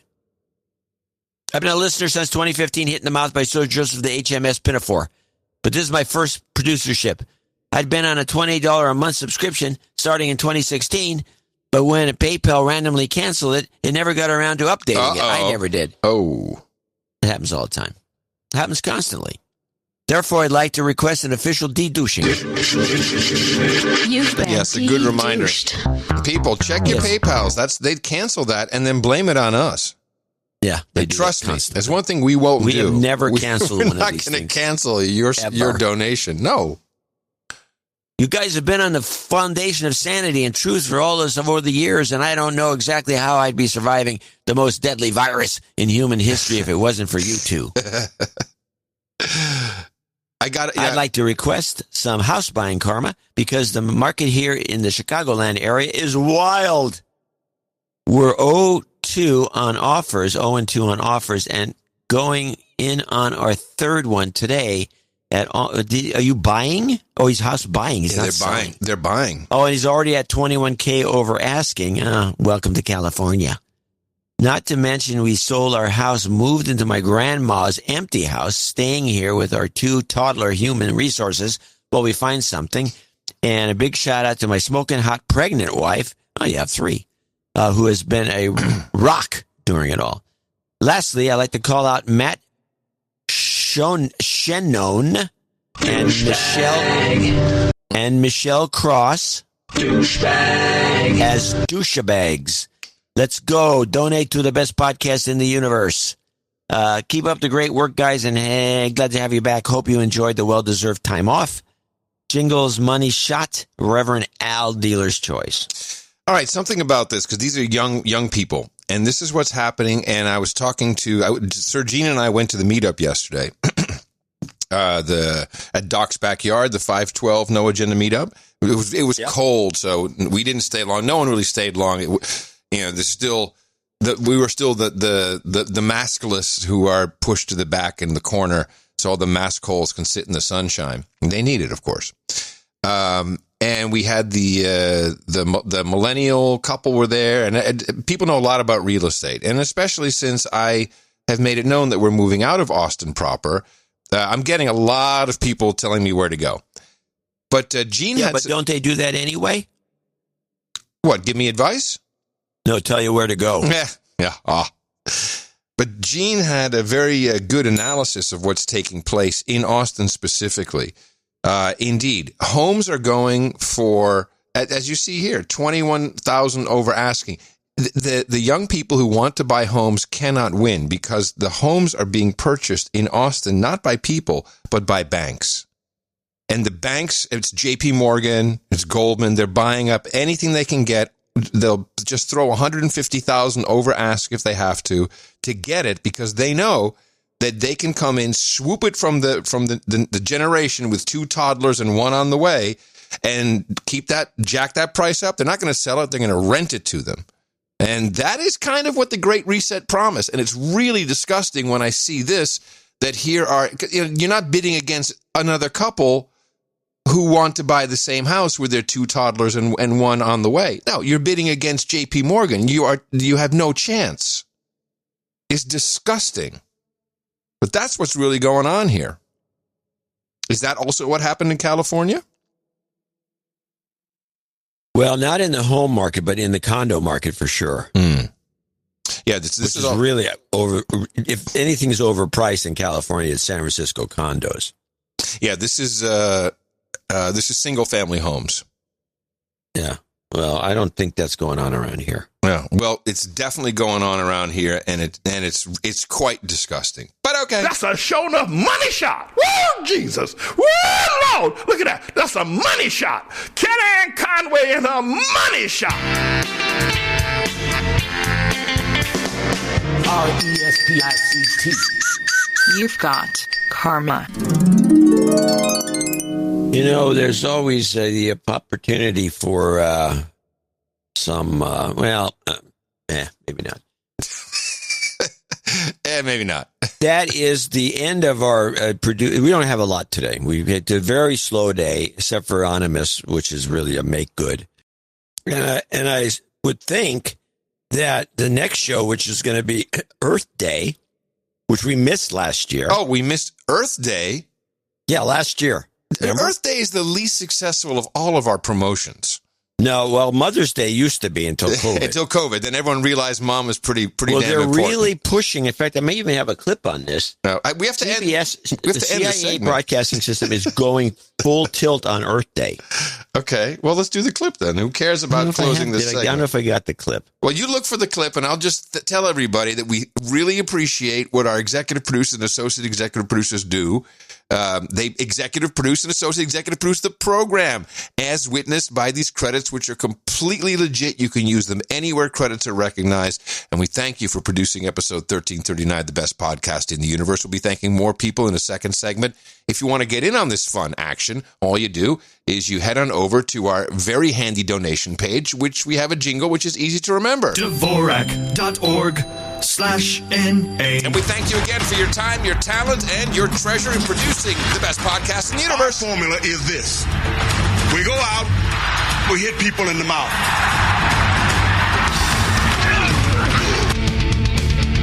Order! Order! Shut up, slave! Shut up, slave! All right, did you locate it?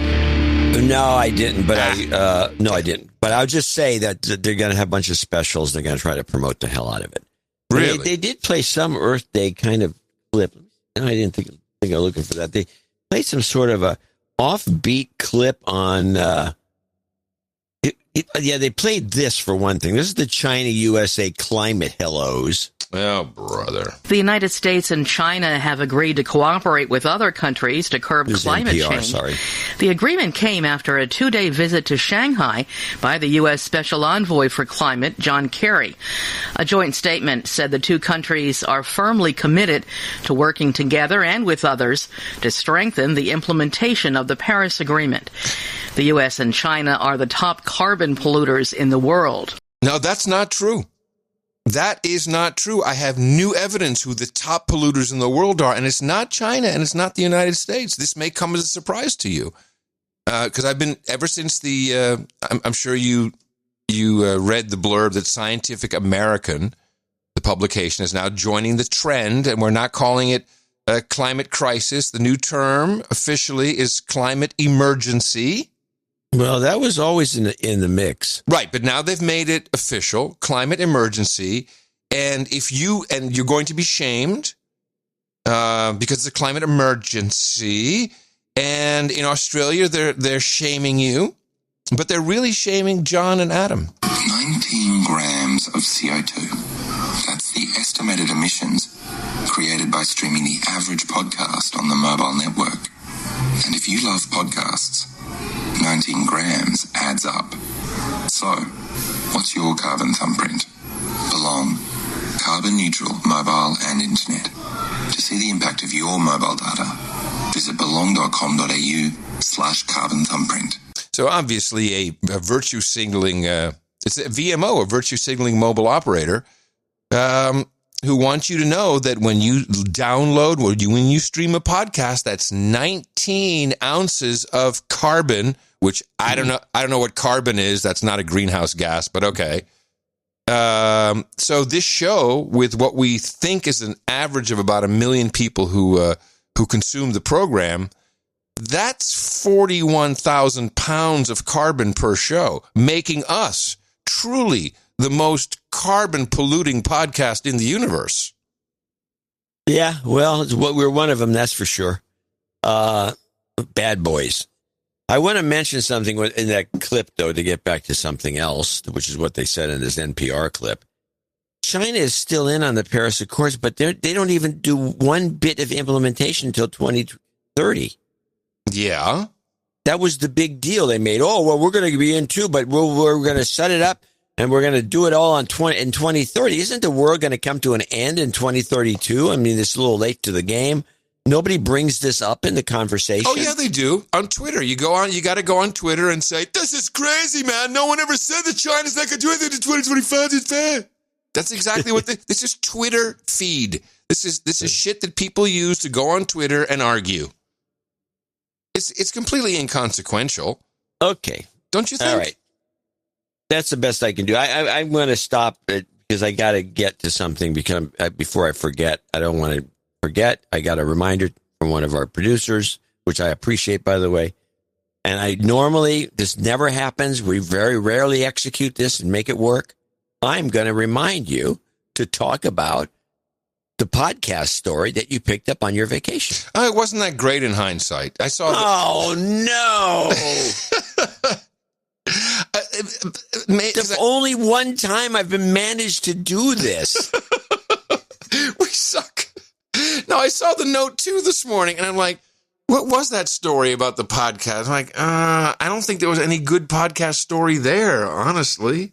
Oh, my God. You mean you can't even remember it from one show to the next? So you were jacked up. You said, yeah. I got a story. You got to remind me to tell you about this podcasting story I got on the vacation. Just remind me. Oh, okay, I'll write it down.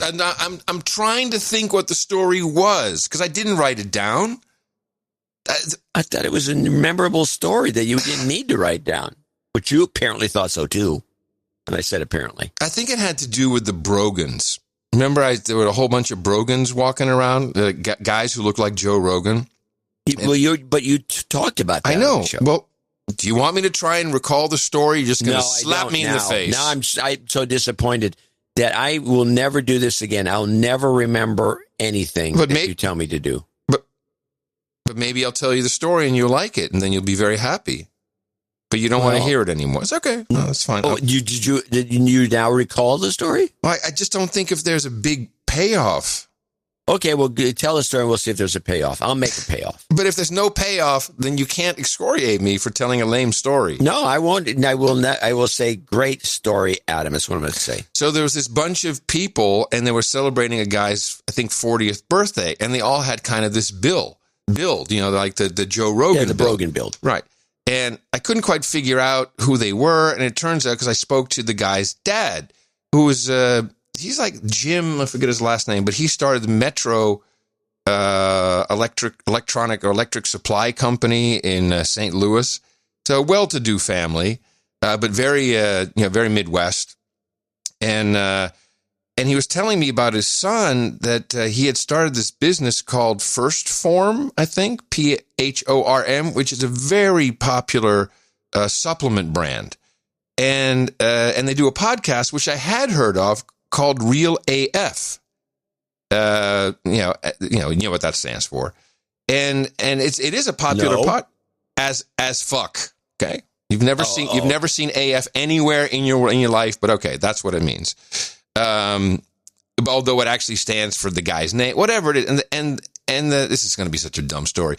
And so the dad is sitting there just telling me, like, you know, they're bigger than Rogan. This is shit. You know, Rogan's nothing compared to these guys. They're the biggest. What? And yeah.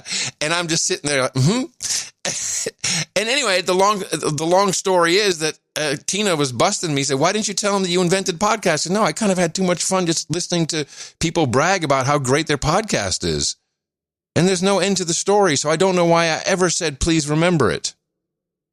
It was a reasonably good story. It wasn't all I mean, that it'd be good. nice if you had, you know, if Tina was right. Of course, it would have gone like this. I should mention to you that, you know, I invented podcasting, and then the guy'd crack up and go, "Oh, right," and then walk off. I have to fight him over it.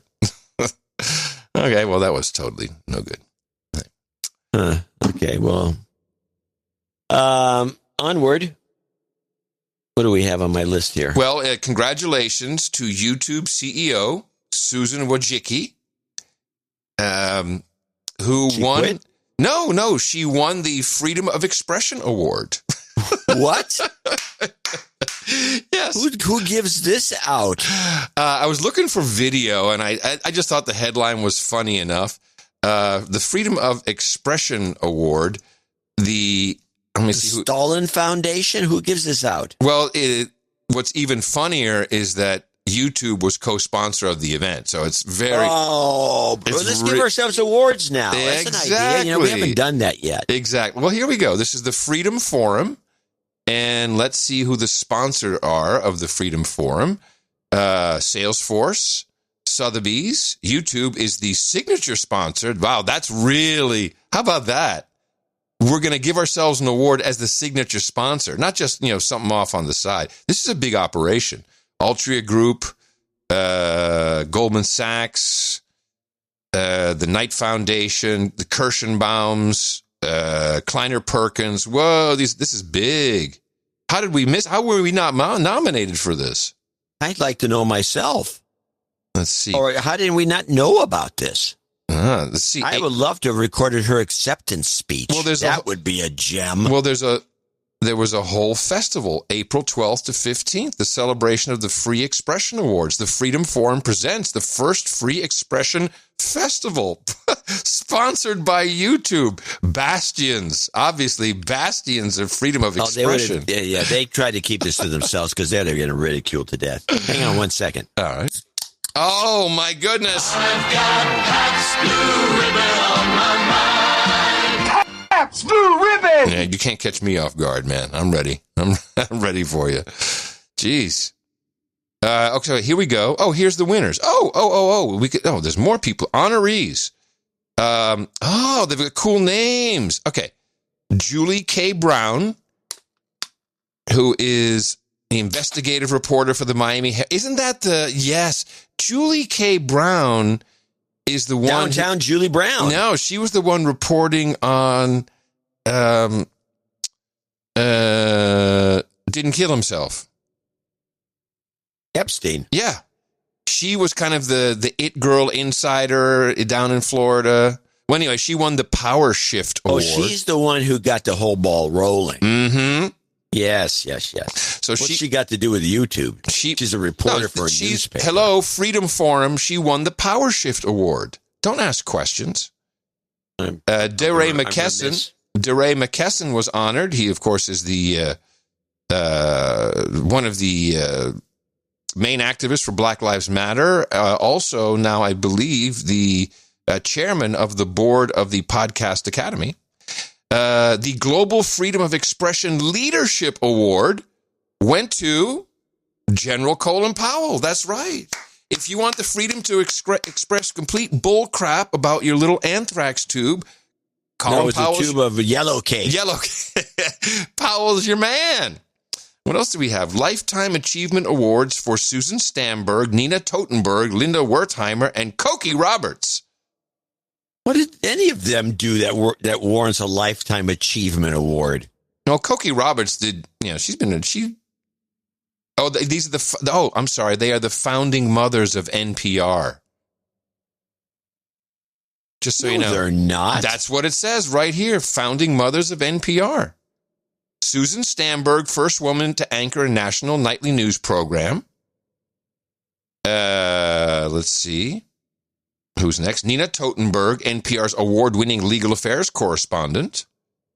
Linda Wertheimer is an NPR award-winning national correspondent, and Cokie Roberts was a trailblazing reporter and commentator for ABC News and NPR at a time when women's voices were rare on the politics beat. We missed a good one. I don't think that's true. No, but it sounds good. Oh, my goodness. We missed a good show. Yeah, well, as usual. Yeah, we weren't invited, so there you go. They're not inviting these two stooges. Stooges.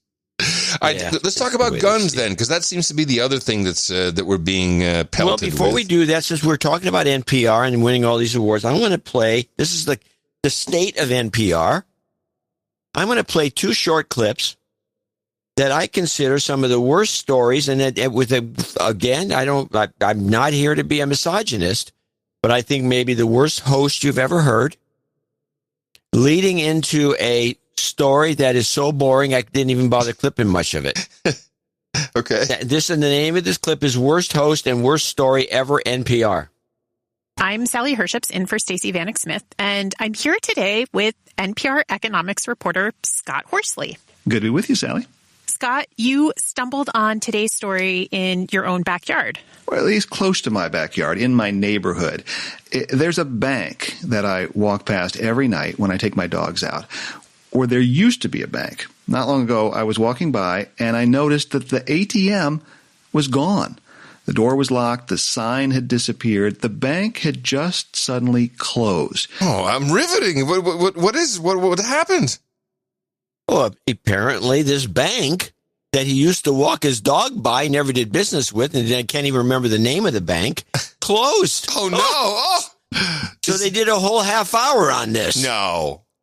How can you do that? Well, then, what did you listen? Did you listen to it? Did you find out what the whole story was? Was it the sad neighborhood, or what was the angle? I'll wrap it. I'll do the wrap. It was these small little banks that close in certain sketchy neighborhoods usually results in the neighborhood getting more run down. Mm. And it's something like 3% of the banks have closed over the last, I don't know how long. Right. Mm. It was a bull crap story. Okay. So then I'm listening away, and I find, well, here's another dead-end story. They're going to play it to the hilt. This is another bad report, and this one is a report on people being tired. It's under another. Oh, I gotcha. If you're struggling and feeling physically exhausted a year into this pandemic, you are far from alone. Mental health care providers say a lot of people are right there with you. They also say it's a normal reaction our bodies are having to very abnormal times. NPR's Ritu Chatterjee reports.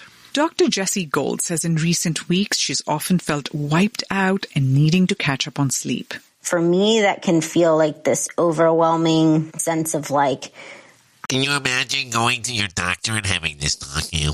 I can't keep my eyes open for one more minute. If somebody asks me to do anything else, I'm going to scream kind of feeling. And Gold, who's a psychiatrist at Washington University in St. Louis, says exhaustion is the number one complaint she hears from her patients these days. It's like this, I don't know what it is, but I can't function. I'm so tired. Wow. Okay. Kudos. Clip of the day for that tart voice. Clip of the day. That's a doctor? I didn't expect that, to say the least, but this whole thing went on for a half an hour about how people are tired. Well, hold on, because I have a related story. I'll read the headline here because I picked it up. This is from EV magazine. So this is not necessary. This is not like a electric vehicle. Yeah, EVIE.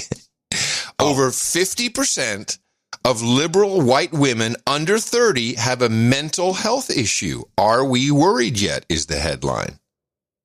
A 2020 Pew Research study reveals that over half of white liberal women have been diagnosed with a mental health condition at some point. Does this mean there's a correlation between progressive ideas and mental health? Well, when I hear this, and of course, during the pandemic, it's only been exacerbated with mask holding, etc., and virtue signaling. Yes, of course you're tired because you're completely stressed all the time about not offending anybody and saying the right thing yourself. Yes, I think liberal women are probably exhausted. Give it up. Give it a rest. Yell at someone in traffic. When they yell at someone, they're called a Karen and arrested. That was a liberal woman in Central Park that, was thought she was true. Being jumped by some poor black guy that was just jogging by. Yeah. Conditions like depression and anxiety thrive in silence. There also seems to be a lack of confidence in women when it comes to knowing our own bodies. And instead, our mental problems are written off as being too overly emotional. Oh, my. No, I think this is a plague. I think it's a real plague. But to me, mainly because they bring in the liberal, that's this study. That takes a lot of nerve, by the way. To write that, say liberal women. Well, it was a Pew study. Pew's pretty good at it. Yeah, Well, their stuff's all political, so they can do it. Yeah. But you don't see any newspapers picking it up. They don't know what to do with this. Nobody knows what the only thing they know to do is the report we just listened to, the opening of this. Women are tired. Oh, I'm so tired. I'm tired.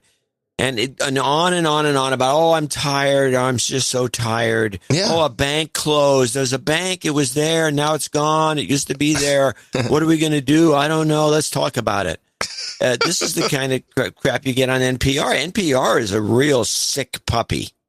Well, they're also dying on the vine. I mean, they've got the big $1 billion endowment, but that's it. No, you're right. Dying on the vine is correct. And in about 8 years, they'll really have no more money left or stations or people to run anything local. You might as well just keep it going on the internet because no one cares anymore. They can't keep the stations on the air anymore. They have no staff. No staff. First class phone? What does that mean? I have a first class phone. I own an Apple. Yeah. All right. Any more NPR? I'm looking for the other ones. There's another. Well, you have, I see here you have Chad.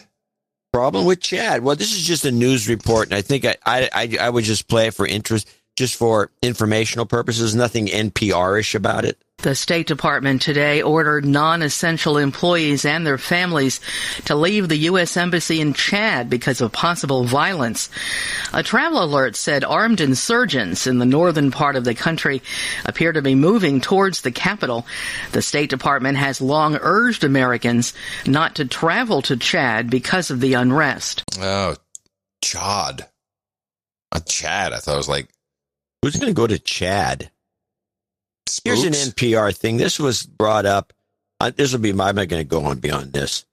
I was really looking forward to that podcasting story. Gun violence as a public health problem.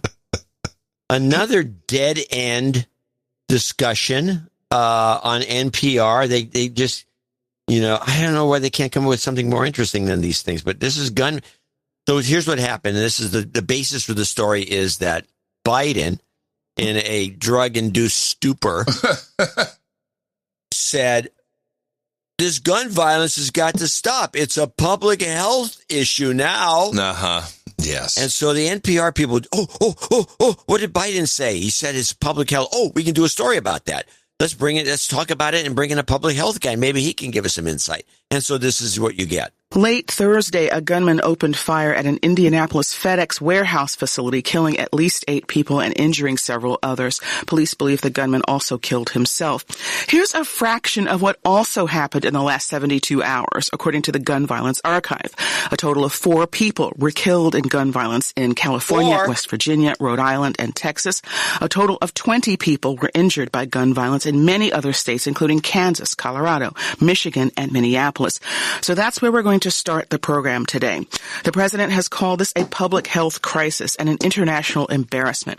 If that's the case, then what would be a public health response? To help us think about this, we've called Dr. Paul Nestat once again. He's assistant professor of psychiatry at Johns Hopkins University in Baltimore. Okay. So they bring this guy on, and he says, oh, okay, I'll go on, but then it's dumb, and he has no answers for anything, but they because they have these set lengths, that there's like 15 minutes of what you're going to hear for the next 30, 40 seconds. Play that second part. So before we jump into your sense of what solutions might be, I just wanted to ask what was your reaction as a scholar in this area to the shooting in Indianapolis? Is there something that stood out to you? I mean, unfortunately, what stands out is just how frequently these things are happening and continue to happen. It's almost as if, we're starting to just a little bit get back to normal after the pandemic, and it's reminding us that a big part of normal are these shootings. If we were to look at this as a public health issue, I mean, we obviously, the politics starts immediately. People start talking about gun safety measures, gun control measures, and so forth. But if we were to start talking about this as a public health crisis, what would that conversation look like? When we think of something as a public health issue, we think about how to address it at a population level. And so that's why policy does become a big part of that response.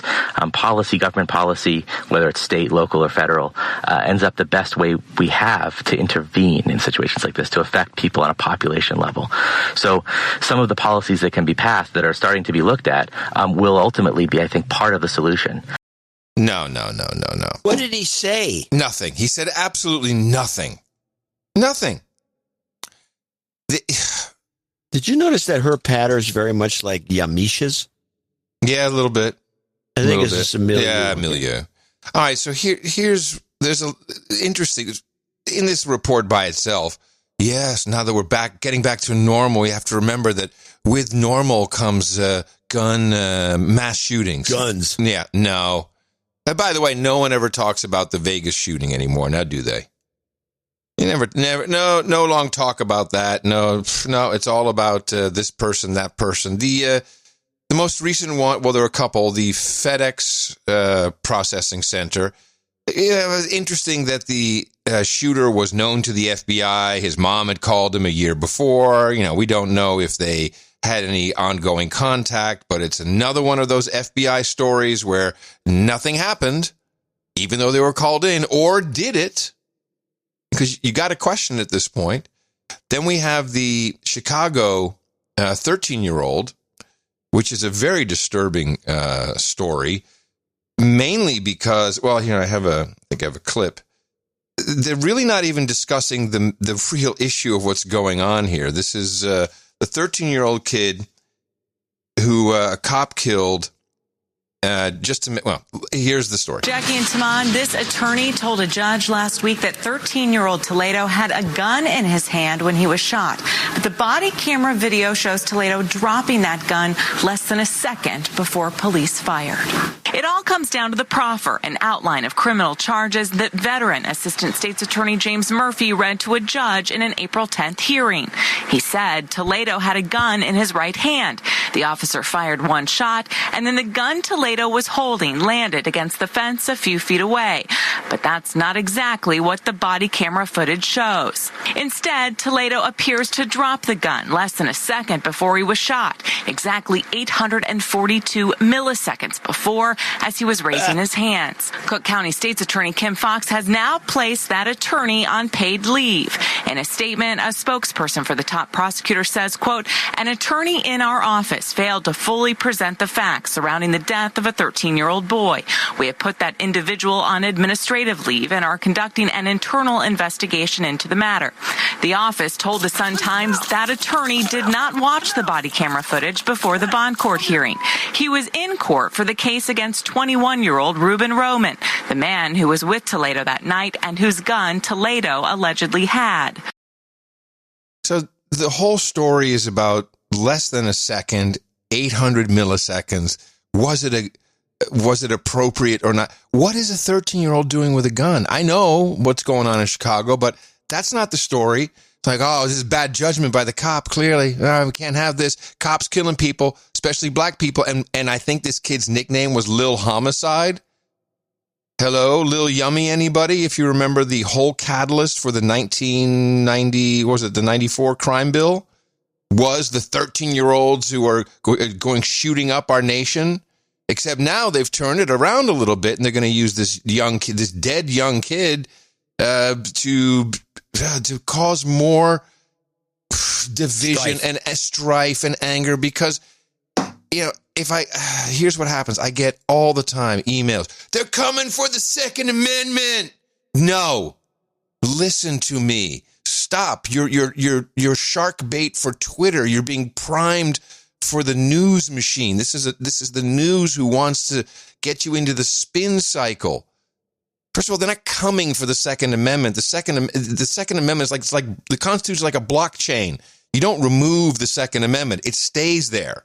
You can add an amendment. And I think we know how that works, don't we? When you need 2/3 of the states, do you really think that's going to change? No, of course not. So there's all this just spinning around and getting mad, and they're turning us into China. They're coming for the Second Amendment. Go out and vote, you idiot. Stop yelling. I did get a note from one of our cop producers about the unfortunate killing of Dante Wright. Is that his name? Where the cop said she mistook her firearm, her service pistol, for a taser. Dante, yes. Dante. Oh, that's right. Dante. Say his name. Adam and John, I was a cop for 13 years and was taser trained at 2 different departments. In a high-stress situation, it is possible for someone with little training, this was a 26-year veteran of the force. Who was a trainer. It is very possible for someone with little training to confuse the gun for a taser because the basic functions are the same. Both have a grip and trigger. In a fight or flight situation, you're not going to notice the weight. We were trained to keep our taser on the opposite side of our gun belt, so there is an unnatural draw, meaning the muscle memory is different for drawing a taser and a gun. My gun was on my right hip and my taser was on my left side, so just to the left of my belly button, so I would have to cross my body to draw it. However, the officer was obviously untrained and or has found herself away from the high-stress situations in her career just based on the way she freaked out. A trainer. Thank you again for pointing that out, John. From what I've read, that department keeps their tasers on their offhand, so if you're right-handed, you draw your taser from the left side with your left hand, and that should eliminate the confusion, which is why I think this officer hasn't trained in drawing her taser. At minimum, she should draw it at least once a day to complete a spark test, which is basically taking the cartridge off, pulling the trigger for a second to ensure it's working. One counter argument I've heard is that she was yelling, taser, taser, taser, as an order for someone to tase him. He says, we were trained to yell taser, taser, taser, because the taser, when fired, makes a pop like a small caliber gun. We yell that to tell all the other officers who may have their guns out that the pop they're about to hear is a taser and not to shoot the person. So in all, bad training. Bad training. And adds, any producers in Minneapolis need to get out.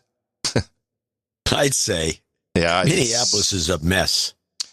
Here's some color from Ando Cooper, who is, as you know, his job is to lay it on thick, work the emotions, fails miserably, but he does a valiant effort.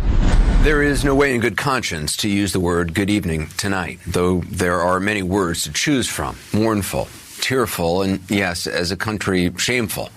Good is simply not one of them. Not after what happened overnight. When we began this program last night, we noted that between the police killing of Dante Wright, the trial of Derek Chauvin, and the police shooting of a 7th grader, it was, in so many words, a lot. Then, late last night, a gunman opened fire at a FedEx facility in Indianapolis. 8 people were killed by a 19-year-old former employee. Several others were wounded or hurt. Countless more tonight are living the nightmare of losing someone close, and the toll extends beyond the victims and their next of kin. Now, this we know from experience. The shockwaves, they ripple out over time and distance. 14 years ago tonight, the country was reeling from the loss of 32 lives on the campus of Virginia Tech University. Do you remember that shooting? A month ago, we were watching the horrible images come in. Isn't it interesting he doesn't mention that was an Asian who killed all those kids? It would have been fun to just add that, since you always have black cop, black kid, white cop. You could have added that, Ando. 14 years ago tonight, the country was reeling from the loss of 32 lives on the campus of Virginia Tech University. Do you remember that shooting? Yes. A month ago, we were watching the horrible images come in from 2 mass shootings in and around Atlanta. Seems a long time ago, doesn't it? No. The sad fact is, though, that mass shootings have become so common, it may soon be hard for one not to fall on the anniversary of another. Thank you, Ando. Does anybody bring up the stats that show that the shooting situation in this country has gone down, down, and down from the 1980s to today? Does anyone bring this up ever? No, quite the opposite. Since a mass shooting event I think it's 3 people. They're changing the rules of their discussion. Mm-hmm. They're not bringing up the fact that gun violence is lessened in this country, and it has, and it's documented. Mm-hmm. Anderson Cooper works for CNN, which is the fake news outlet that Trump said it was. Yes. So I don't know. I find these things disturbing. Well, here's Texas is being funny. And on one hand, it's a great troll. On the other hand, there's a very good point. Now, when we had the COVID and we had the Black Lives Matter riots, the number one group of people who were buying guns for themselves to protect their family is Black Americans. Yeah, with good reason. In fact, if you remember, we did we had some clips when Tavis Smiley was still on the air because they canceled him. He was with Big Mike, I think. And the two of them were talking to each other. We were discussing how great it is that the Second Amendment exists and black people are foolish not to embrace it because they're the ones that need the protection more than anyone. So here's what the Texas next thing you know, he's kicked off. Here's what the Texas state legislature is doing because, of course, we need our black and brown brothers and sisters to be able to go get guns. But as you know, the hurdle just to vote is already so high because our black and brown American brothers and sisters can't get ID, because they don't know where to go. They don't understand it. And, so we have to do away with ID laws in order for everyone to have a fair shake at voting. Otherwise, you're racist. Please see the freedomlist.io of companies who back this. Because of that, Texas said, well, we really need to help our black and brown brothers and sisters because, to get a concealed carry license in Texas, you have to take a course. You have to take a test. There's paperwork. You need an ID. You need all kinds of stuff. So, well, we've got an idea. Let's be anti-racist. That 21-year-old pimp. I just launched into that.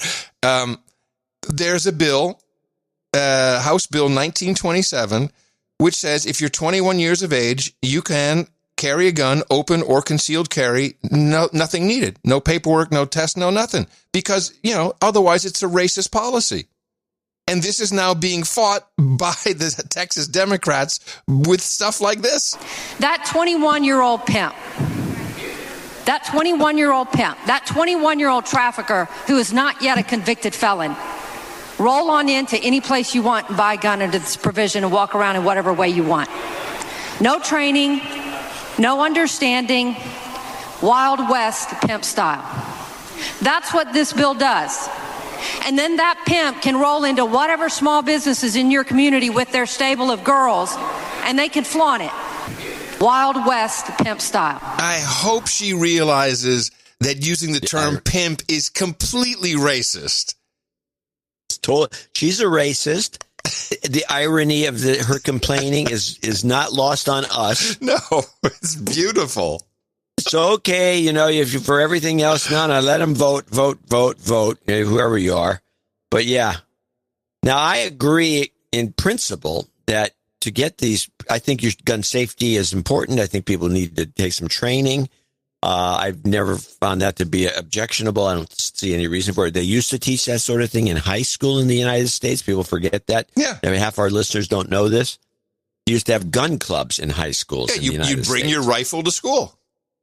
And yes, you put it in the locker. Can you imagine? It was safe, and you had gun safety, and you learned how to use everything, and it was you learn how to shoot, and you learn how to target shoot, and all the rest. Yeah. But no, that's all been pushed out, and to the point where we have some ludicrous situations now like this. I thought it was a cute idea. That's a great. I'm going to give you a clip of the day. Oh, thank you. I don't know if I really deserve it. I'll take it, but I thought it was a very cute idea for them to say, we really can't be racist here in Texas, so we have to unfortunately take away the regulations. Clip of the day. No more tests.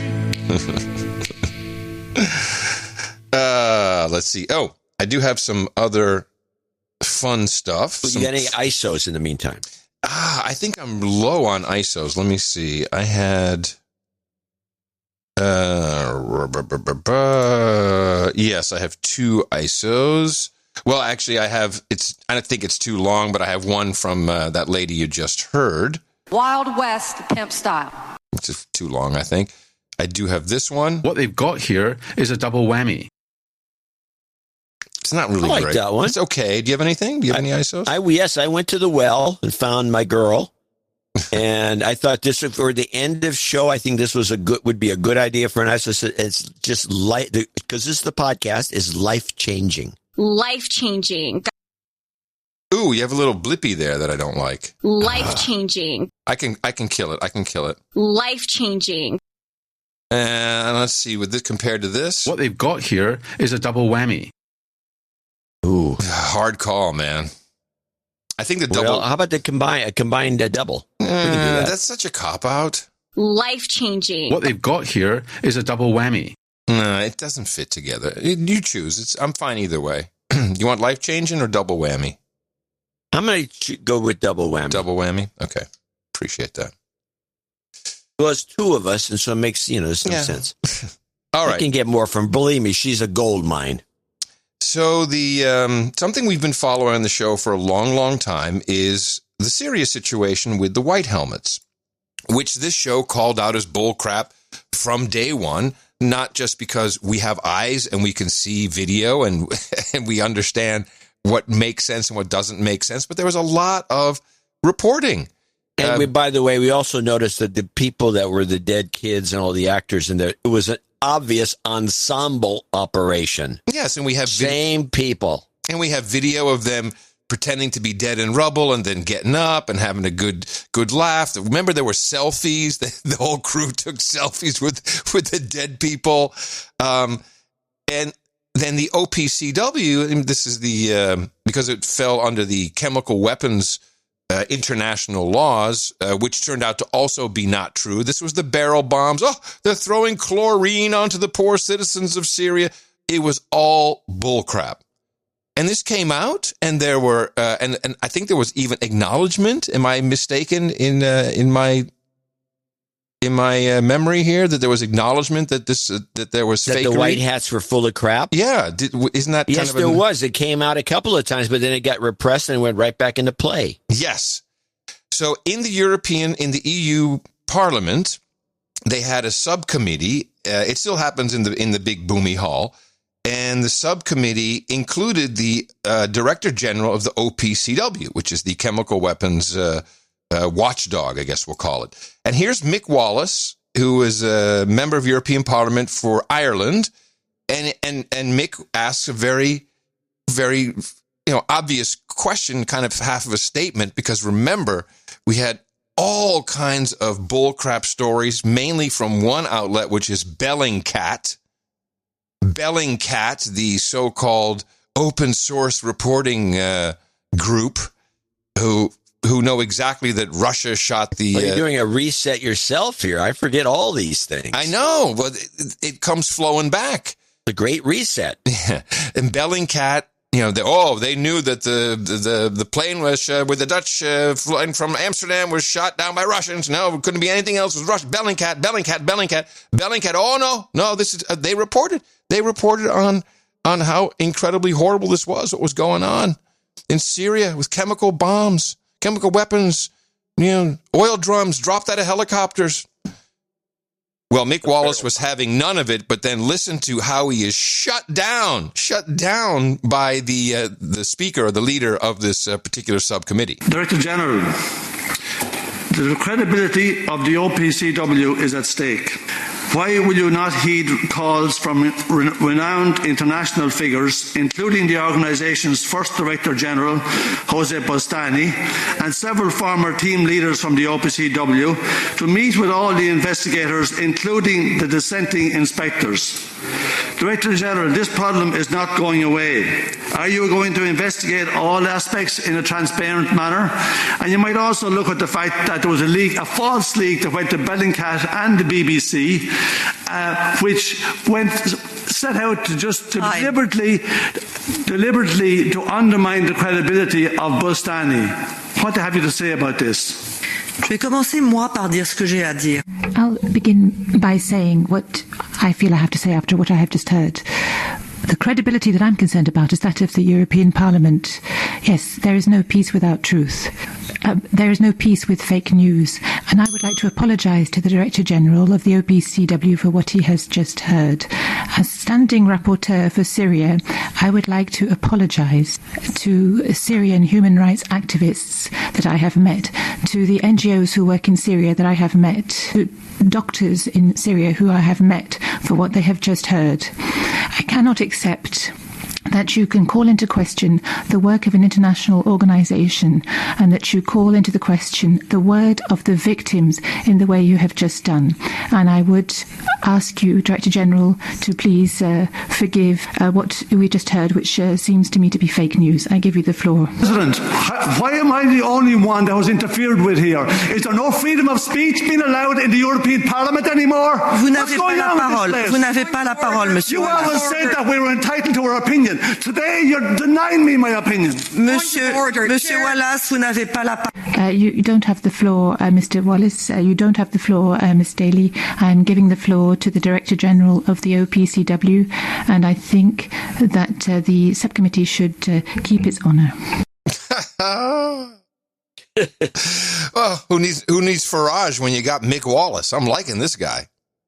Troublemaker. Well, he's definitely a firebrand. It's hard to understand him, though. It's not quite as clear as Farage. Yeah, true. But can you believe that the woman just interjected and said, I have to apologize on behalf of, this is horrible what you just heard. I'm so sorry, Director General. This is not okay. It's fake news.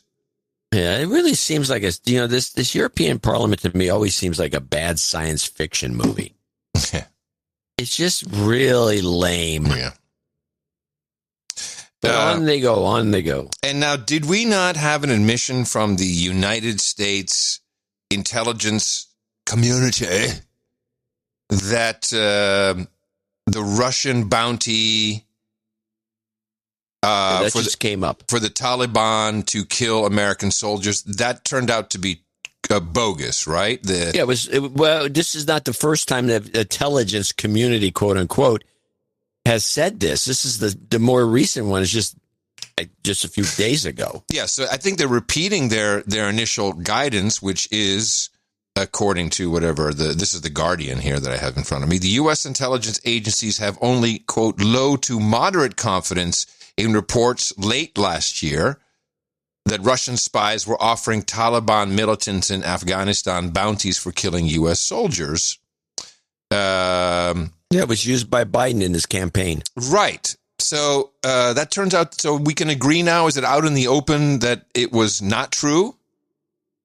Well, I thought so, but I'm guessing you have a clip. Well, no, the only thing I have is a super clip to remind us, because it's easy to forget how the media in the United States handled this news, which was a lie, which had low to moderate confidence, which was only put in place to discredit Orange Man Bad. And so I find a supercut like this more interesting than Project Veritas, where, shocker, CNN was trying to actively work against President Trump. No kidding. But let's look at the real travesty. What the American people were not the No Agenda producers, but the American people were bombarded with this crap. In our Worldly Today, President Trump dismissing the Russian bounty intelligence story as a hoax. The White House also responding tonight to a bombshell report accusing Russia of offering bounties to the Taliban to kill American soldiers in Afghanistan. from this reporting in the New York Times, which has since been confirmed by the Wall Street Journal, that not only does the president know that Russia was paying for American soldiers' deaths. The Washington Post is now reporting that the alleged Russian bounties to Taliban fighters in Afghanistan are believed to have resulted in the deaths of U.S. troops. Like this New York Times story about a stunning U.S. intel assessment, finding that Russia secretly offered Afghan militants bounties to kill U.S. troops. So comes under fire over those bombshell reports that the White House was told Russia was paying bounties to kill U.S. troops in Afghanistan. The most important application of that question is, what did the president know about Vladimir Putin offering a bounty for the killing of American soldiers in Afghanistan, and when did he know it? A senior Afghan official confirmed to CBS News that the reports were not only true, but the Russian government achieved some success with their plan. That Americans found out this weekend that Vladimir Putin is paying to put bounties on the heads of American troops. Telling CNN that the White House was warned about Russia offering bounties, actual bounties to kill U.S. troops in Afghanistan. He's not even there yet. He's still suggesting that the reporting about the fact that there were these bounties offered is fake. Meanwhile, your organization, the New York Times and others, are getting some fairly detailed reporting about how it actually works. Despite those denials over and over, sources tell CNN that last week the U.S. even shared that intelligence with British officials, as some of the British troops would have been targeted as well. Yeah, to say nothing of putting bounties on American troops. It's unbelievable, Joy. Yeah. There you go. Unbelievable. Yeah, it's unbelievable, Joy. It's unbelievable. So this is a clip, and we always publish all of our clips. You can download this, put it on your phone, and when someone, you say, hey, mainstream media, they're full of crap. You say, yeah, you can say, yeah, listen to this. And notice the common sources. New York Times, Washington Post. Well, the Wall Street Journal was snuck in there because the Wall Street Journal confirmed the New York Times report. Yes. One newspaper confirmed another It's newspaper. what you do. It's how it works. It's fantastic. Who cares? Hey, want some more lies? Let me give you some more lies. Listen to this report. Please remind me about the 5 dead people on January 6th. Were they all killed by white supremacists? None of them were killed by white supremacists at all. Not one. Okay. Did we have anyone who was shot? Yes, one woman was shot, and she was she was a protester. Yes. Ashley Babbitt. Yes. Remember her name? Yes, that's right. She got shot. And no charges were filed because they had no evidence, despite the videotape of the whole episode. Now, was there a police officer who died during this event? Yes, a police officer died at the scene. And how not at the scene, but shortly thereafter. And how did this police officer perish? I think he had a heart attack or had something wrong with him. Well, first we heard he got hit with he was sprayed by a fire extinguisher, then hit in the head by a fire extinguisher. Yeah, that was that. Yeah. And by the way, never happened. It's sad. I mean, anyone dying, and I think there were 3. No, you don't like it, but the story about how he died is bull crap. Let's listen to NBC News' Lester Holt as he talks a little bit more about the January 6 events. Acting Chief Pittman watched events unfold that day from this command center. And at some point, you heard that Officer Sicknick had been killed. Do you recall that moment? Yes, I do. And just as a mother of 2 sons, to have to make that call to another mother to say your loved one, your child, is never coming home.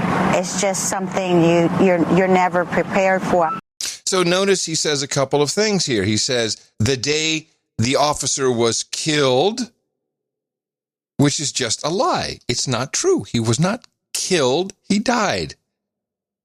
And then she was sitting at the video command center, and she doesn't say, yeah, I saw it happen. It was one of the worst things I've ever seen. No. Instead of that, it's, it was a shitty phone call I had to make. Because, Ron, somebody please think of the children! I'm so tired. This is abusive what they're doing. Turn it off, people. Turn it off. Even the best podcast in the universe production crew has to turn it off sometimes. It's bad. It's very, horrible. very, very unhealthy. Very, and it's unhealthy. bad on the local level. It's bad on the national level. Yep, just bad. And here we have the woman. This is another one of these kinds of stories. This is Liz, and I've spelled her name wrong in every one of these three clips. Her name's actually Liz Neumann. Didn't even come close. Believe me. We got Boyman. I went back to fix it, then I forgot to fix it.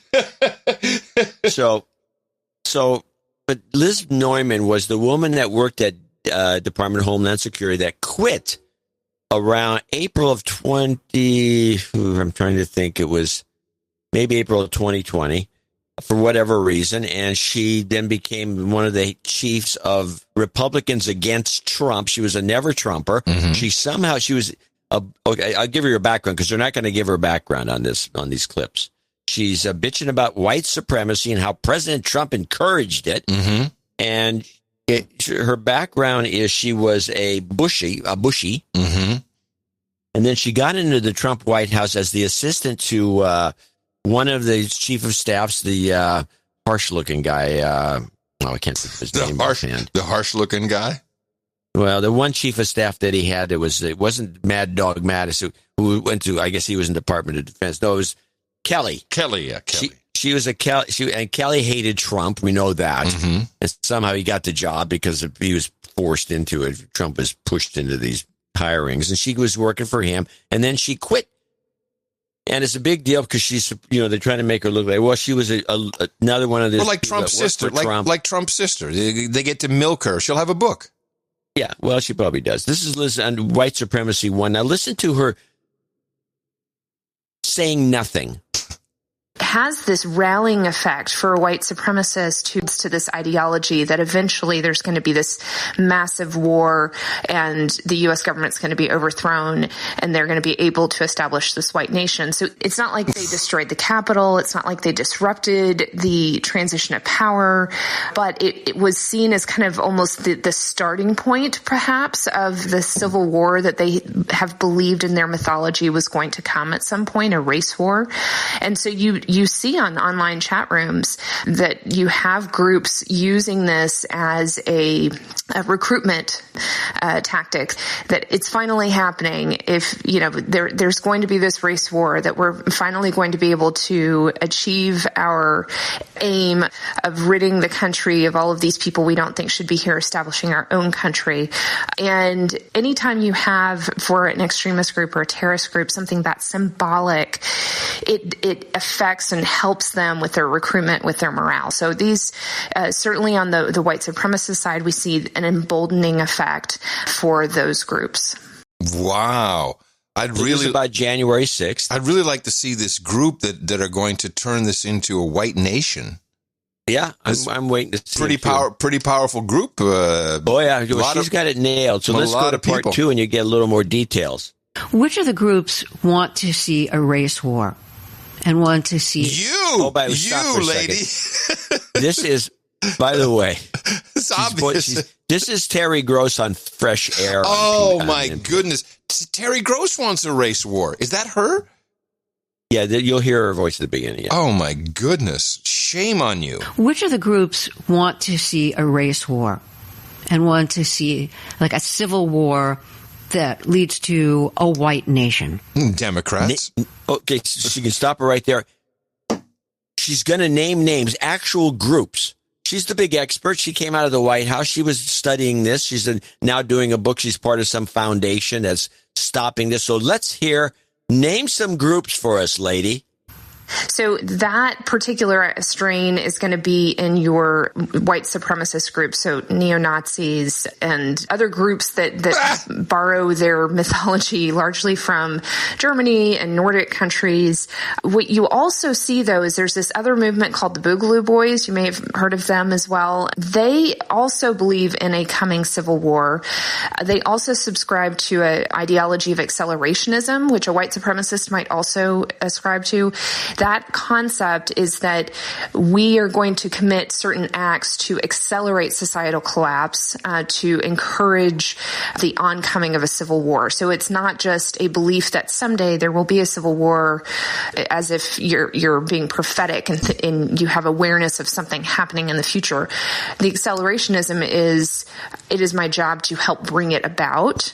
So Boogaloo Boy believes in civil war, and it may also have a white supremacist viewpoint, might believe it's a race war, but not necessarily. There are a lot of Boogaloo Boys who just believe that there's a coming civil war, and it has nothing to do, at least at a witting level, with race. So one of the hard things in studying extremism, especially today, is that increasingly we have these groups kind of morphing, and an individual may have multiple ideologies that they have cobbled together to form almost their own version of an ideology. So I'm sure that Terry Gross, Fresh Air, then immediately went and said, so why don't we go and arrest all the Boogaloo Boys? Since they seem to be the core problem, the only group you named was Boogaloo Boys. Boogaloo Boys, Boogaloo Boys. That's what she said, she right? She doesn't do that, of course, as we know. But I'm going to ask you a question. Now, we study current events probably as much as anybody, and we do it professionally. Have you ever heard of accelerationism? No, this is new to me. I agree. Accelerationism. This is something she or her little foundation or whatever she's part of dreamed up. I've never heard of it. I mean, I'll look it up and maybe it's in the literature someplace, but it's nothing that's to the fore. It's not like it's not front of mind. I've never heard of this, but okay, let's finish her off with the third clip. And so you might easily have a white supremacist who is also a Boogaloo Boy. You also see the melding between the white supremacist groups and the anti-government extremist groups. There tends to be a lot of overlap there. But you could find somebody easily. You could find a militia or a member of a militia who hates racism, who hates white supremacy. They are just about the right to bear arms and be able to exercise protection for their neighborhood through a militia. So it's really hard to categorize with broad brushstrokes.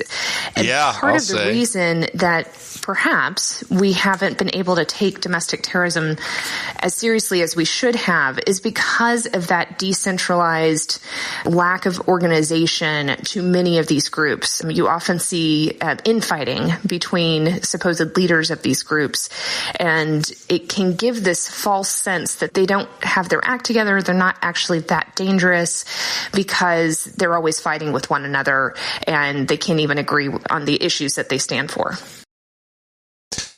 Okay. So you got nothing. No, but I do have accelerationism, and this is quite interesting. There is a Wikipedia entry which is quite extensive on accelerationism, and there is one small footnote. White nationals have been known to refer to acceleration of racial conflict through terrorism, societal collapse, and the building of a white ethno-state. But the political and social theory, accelerationism, is a real thing. It is the idea that capitalism and the technological change can or should be accelerated and drastically exaggerated. It's, in fact, accelerationism is an anti-leftist social theory. The goal of accelerationism is to trigger unprecedented revolt and establishment of new, unique political and economic systems. It takes its lead from French critical theorists Gilles Deleuze and Félix Guattari's idea of deteriorization as developed in the 2 volumes of their work, Capitalism and Schizophrenia, as well as aspects of theoretical systems and processes developed by English philosopher Nick Land. And it's really about accelerating capitalism. This is a gross misuse of this word, which is purely a footnote, just a footnote in the whole term. And this woman is full of crap. What a dork. She was the head of Republicans Against Trump, which was like modeled after the Lincoln Project. What shows is Trump, he had no handle on hiring. I know that he didn't hire her directly, but geez, you can smell a rat like this 100 miles away, I'd think, if you're just near her. No. I would think. I would agree 100%. You can tell by I don't want to say sometimes by the looks of them, but. Now, there is a person who absolutely is driving a racial war, 100%, and I have proof. This person is driving and asking and requesting for race riots and racial war, and this person is boots on the ground in Brooklyn, not New York. No, it's Maxine Waters, because, she's got to be out there to get ready for any kind of trial that may go the wrong way. Reform. And so, yes, I would like to see the bill in Congress pass on police reform, but I know that the right wing, the racists, are opposed to it, and I don't know what's going to happen to it, but I know this: we've got to stay in the streets. Stay in the streets. We've got to demand justice. Well, we're looking for a guilty verdict. We're looking for a guilty verdict, and we're looking to see if all of the talk that took place and has been taking place after they saw what happened to George Floyd, if nothing does not happen, then we know that we've got to not only stay in the street, but we've got to fight for justice. Fight. I am very hopeful, and I hope that we're going to get a verdict that will say guilty, guilty, guilty. And if we don't, we cannot go away. And not just manslaughter, right? I mean... Oh, no, not manslaughter. No. This is guilty for murder. I don't know whether it's in the first degree, but as far as I'm concerned, it's first degree. Congresswoman, what happens if we do not... First degree is not even charged with it. What should protesters on the street do? I didn't hear you. What happens? What should protesters do? Well, we got to stay on the street, and we've got to get more active. We've got to get more confrontational. We've got to make sure that they know that we mean business. Right. So the answer there is clear. We've got to stay in the street, become more confrontational, become more active. Please. This is not how you calm people down. This is how you make a mess out of things. Well, this is what Trump did and got him impeached. Why doesn't this woman get thrown out and get censored? She gets to tell other congressmen to shut up.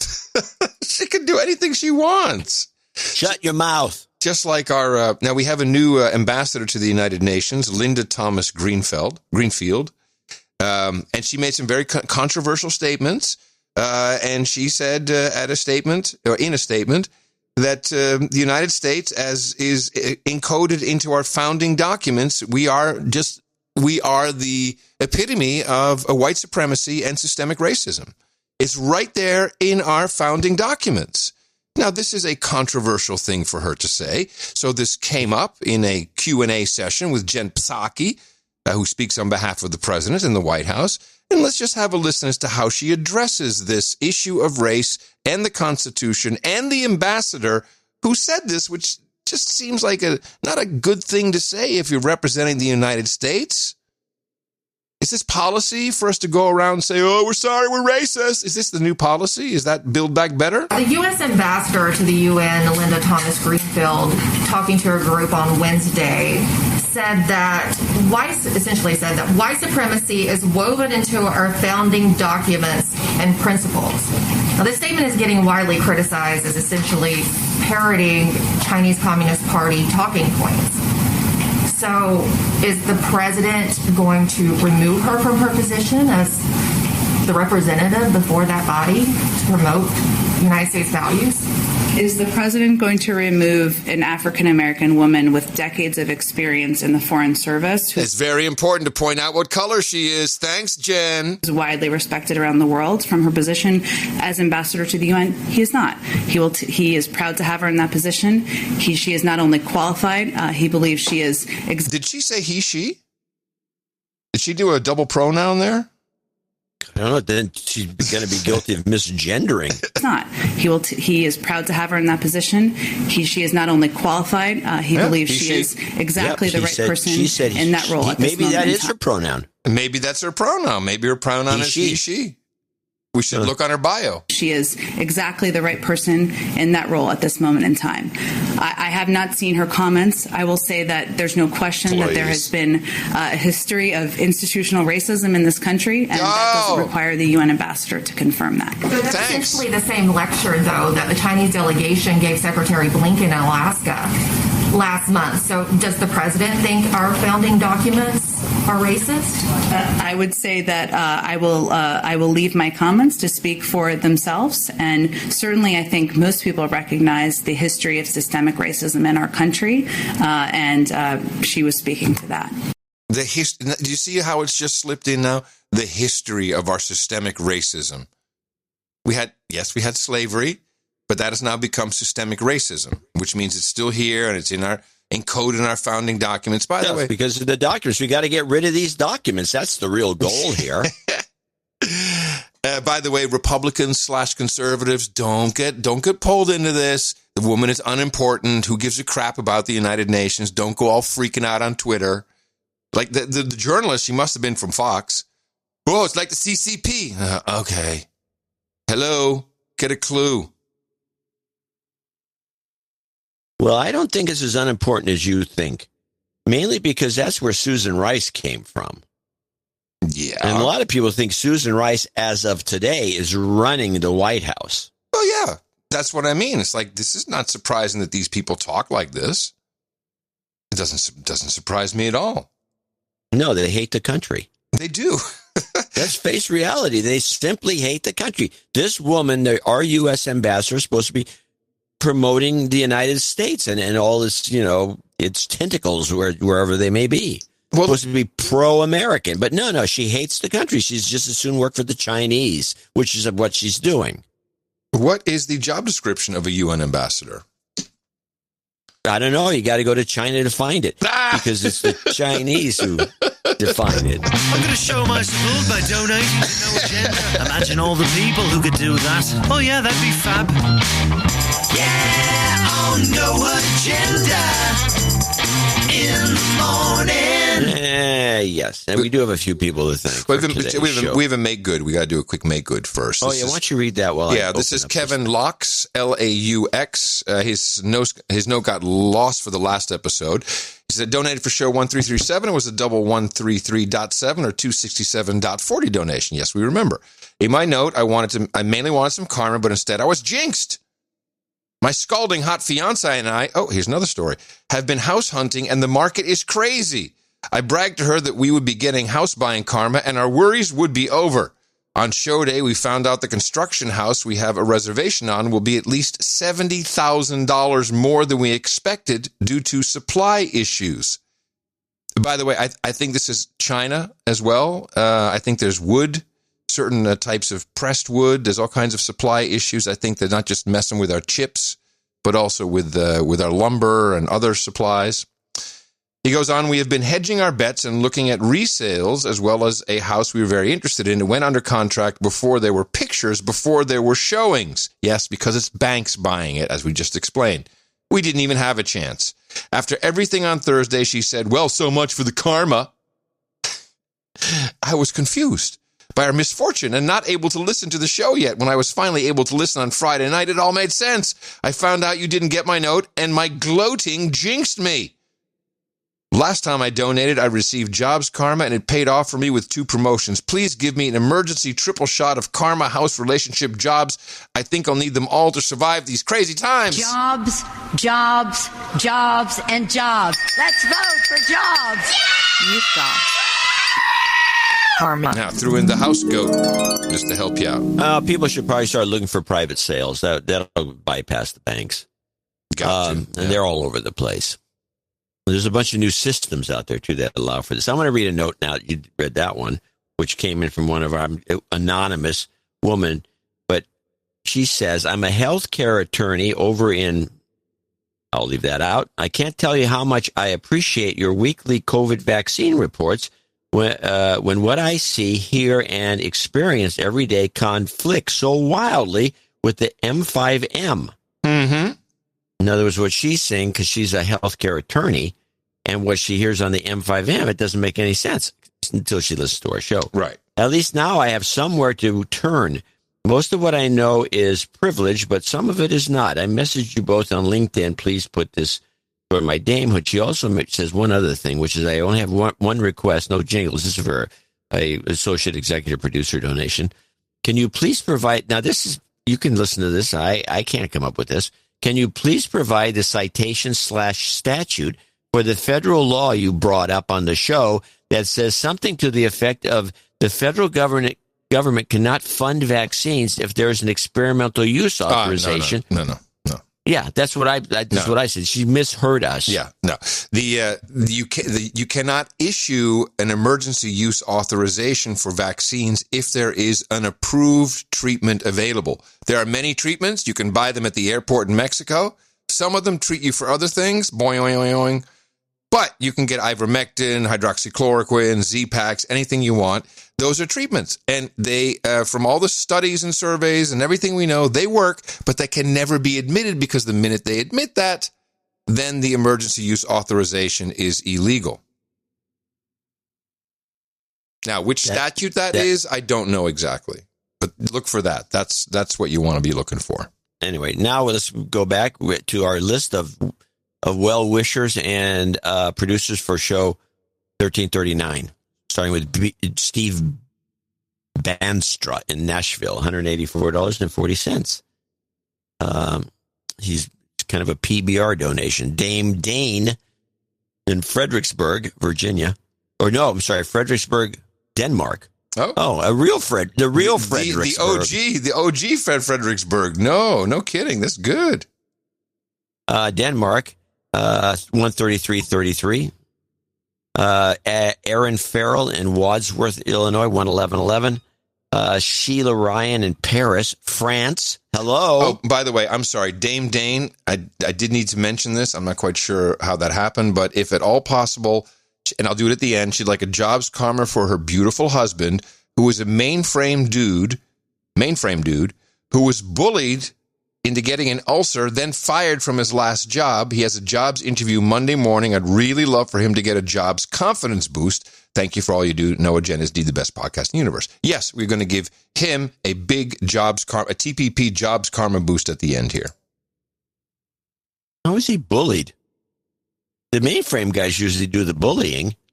Aaron Farrell in Wadsworth, we got him a Sheila of Parisienne, $100 from Paris. Oh. Brianne, well, I would thank the French who listen in. Brianna Frieger in Richmond Hill, Georgia, 100.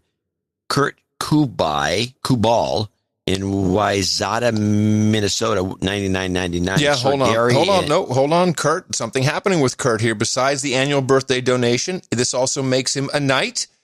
Sir Kubalpedia is still available. He wants to know. Yes, I'm sure.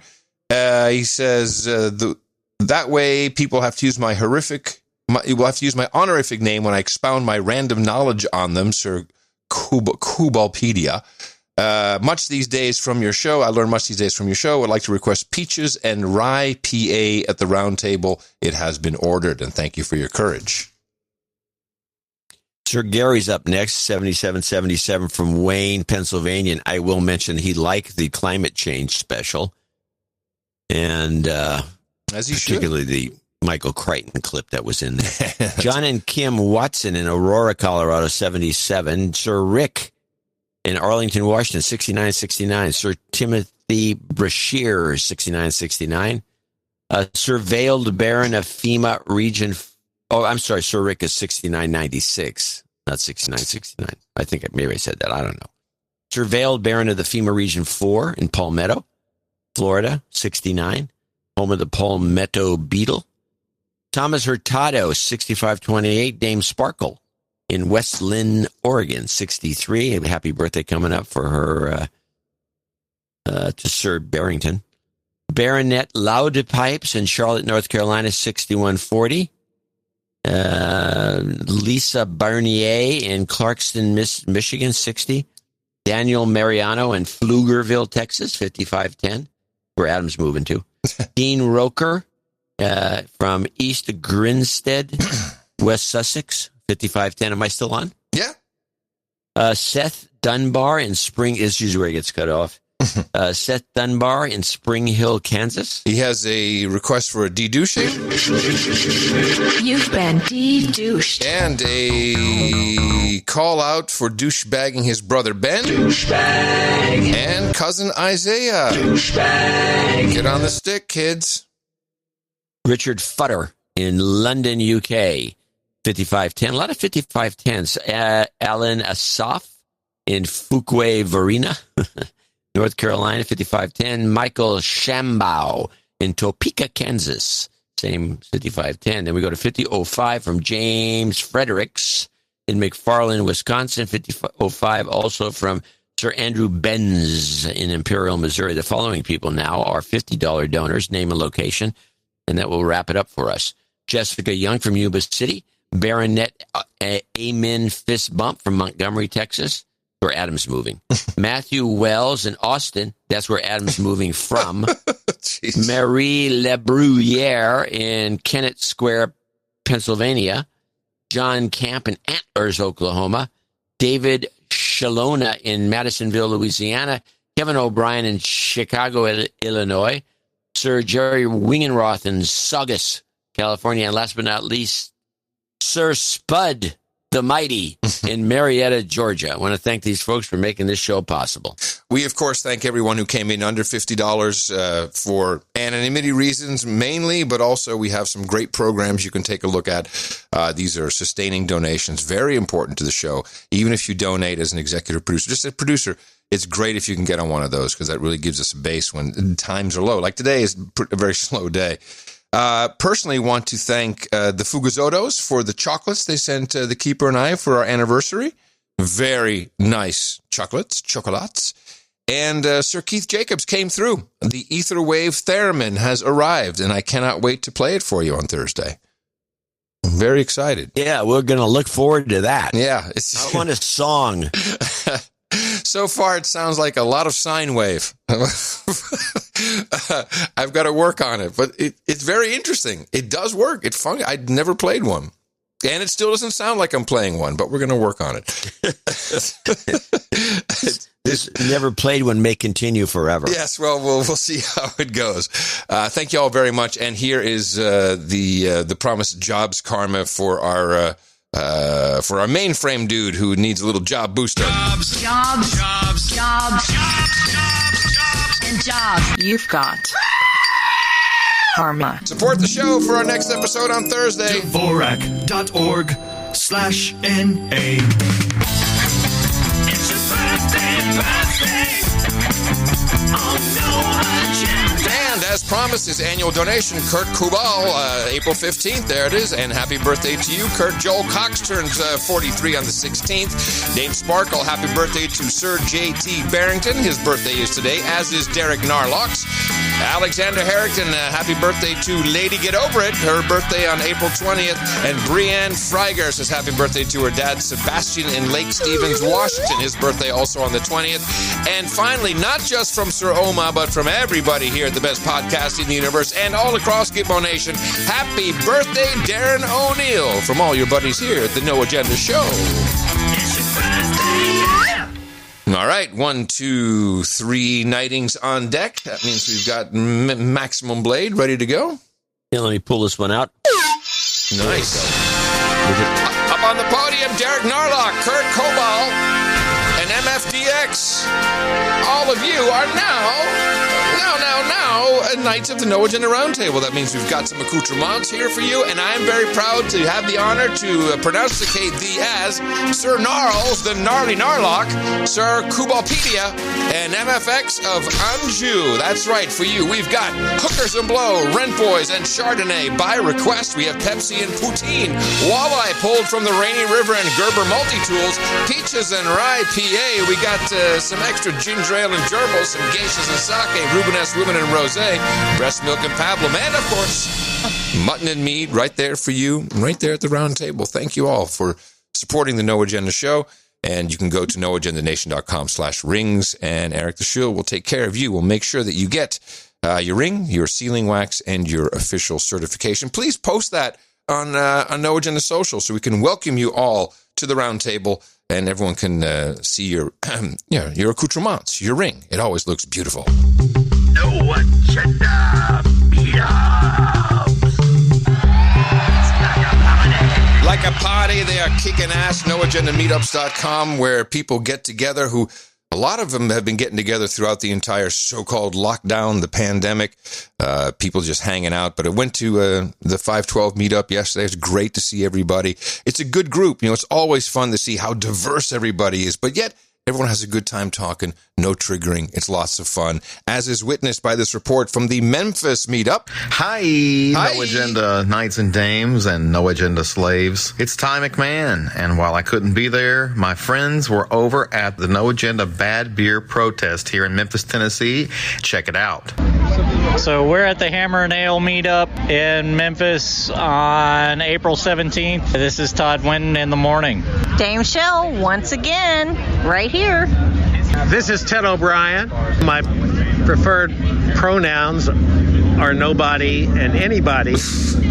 And I'm triggered by cowboy hats and the word anyways. In the morning. All right. Atlanta 404, come on in. Hey, this is Mark Hansen's clever name on No Agenda Social. We're here reporting from Atlanta Local 404 COVID Cookout. Blois Fulcher here. John, it's Dacula, not Dacula. Joseph here, loving it, having a great time. Kafrullah here, and being adjacent to white people, being white adjacent, feeling great. In the morning, everyone, and a special message to John, stay safe, please. Hey, Adam and John, it's Mike Roch, Dr. Sir. In the morning, guys, one of your AMPs here at Sabs on NA Social, Princess Peach in person. Hey, Squire Swan here. Stay dangerous, Adam. Hi, Maggie May here. Thank God for No Agenda. Eglo on NA Social, EGLO. New No Agenda supporter, Mrs. Darling. Toot me soon. Dame Jennifer Weta of the Gypsy Nation, thank you for your courage. It was nice to hear a couple of our amps in there, our Asian American millennial producers. I'm going to have you guys at the meetup. Very cool. White adjacent they are, but still they can hang out with all these white supremacists who are right-wing listening to the No Agenda show. How is it possible? In the morning, it's Dave the douchebag. Thanks for your courage, fellas. Sir Nedwin, the convict broadcasts. Do name Ben in the morning, everyone. Thank you. Sir Sneaky from Australia here. I'm sorry I would donate more, but I had all my money in pandemic bonds. Thanks for the heads up, Horowitz. It's Phil from Warramoo. I hate doing these things. In the morning, John and Adam. This is Sir Capo of Gunya Beach Down Under. Gunya, not Gunya. Thank you for your courage. And can I give you one little factoid, which is, do you know how many people have died in Australia this year from COVID? The answer is 1. Do you know how many people have died from the COVID vaccine in Australia this year? The answer is 1. Boom. It's Foxy in the morning. I'm representing for all the women that listen to No Agenda. I'm the only one at the meetup. G'day, John and Adam. It's the ginger hipster from Amsterdam here from Australia. Love and light. All the best. My name's Chris. Sir Chris, the drunken minstrel, and I am an alcoholic. And I've been sober for 4 minutes. And I know this is a No Agenda meetup. It isn't a 12-step program. It's just that I've never been to a 12-step program where somebody's come up to me afterwards and said, hey, Chris, that was really brave of you to open up to us like that. Let me buy you a beer. Thank you for your courage, Sir Chris. Have a Pabst Blue Ribbon on me. Pabst Blue Ribbon on my mind in the morning! Man, Australia, they may be locked down like bugs in a cage, but they're having a good time. Final reports from, and we had a lot. This is all from the 17th. Kansas City. Hey, No Agenda Nation, it's Sir Spencer with your KC meetup report. Dame DeLorean here, enjoying some face-friendly freedom. Hey, John and Adam, it's a dude named Clem from Wichita up in Great St. Joseph, Missouri. I've got my double shot of courage, and I feel extra special tonight. Darren from Kansas City in the morning. Hey, this is Sir Pasty, checking in from the St. Joe meetup, newly knighted. This is Jordan from Bellevue, Nebraska. Manana. This is Flop Dick from Amazonia, Missouri, here with my keeper. This is douchebag JP. Thank you for your courage, and in the morning. Hey, this is Phil from St. Joe. Remember to be as healthy as you feel and not as sick as you fear. We'll be back next month when Sir B-Lo is back in town. Stay safe. Go fuck yourself! Jesus. I should be screening those. Hey, excellent. Good work, everybody. You can tell that the vibe is in every single one of these meetups. And if you want to enjoy that for yourself and you are in the Denver area, On the 22nd, that's this coming Thursday, there's the Denver Area Creatively Titled Meetup, which is the title, at 6:30 at Water's Edge Winery and Bistro. On Friday, Oregon Local 33 Spring Meetup at 5:30 at the Willamette Park in West Lynn, Oregon. Also on Friday, Smiles Welcome, Jacksonville, Florida, at the Bottlenose Brewery. Here's what's coming up in April, left to go. The 24th in Houston, Melbourne, Australia, Chicago, Illinois, the Smokies, Bozeman, Montana, and Myrtle Beach and Santa Fe on the 25th. For May, Boston on the 1st, Nisswa, Minnesota on the 1st to the 7th, Charleston, South Carolina, May 8th, Oakland County, Michigan, the 15th of May, San Francisco, California, the 16th, Durham, North Carolina, May 29th, Rhode Island, and June 4th, even we have on the calendar, Peterborough, Ontario. These are the No Agenda meetups, no triggering allowed. Everyone has a good time, all races, religions, creeds, sex, gender, it doesn't matter, because it's like a party. NoAgendaMeetups.com. You will not regret it. Sometimes you want to go hang out with all the nights and days. You want to be where you want me, triggered or held to blame. You want to be where everybody feels the same. It's like a party. Yeah. Okay. Well, I've got a couple of clips that might be interesting. All right. But not for the obvious reasons. This is a kind of a human interest story that was done on NPR. Mm-hmm. And it's a cute little girl talking about how she wants to get pants for herself. She's 7. And she wants pockets in the front. I didn't realize this, but girls' pants generally don't have pockets in the front. They have what looks like pockets, but they're just sewed up.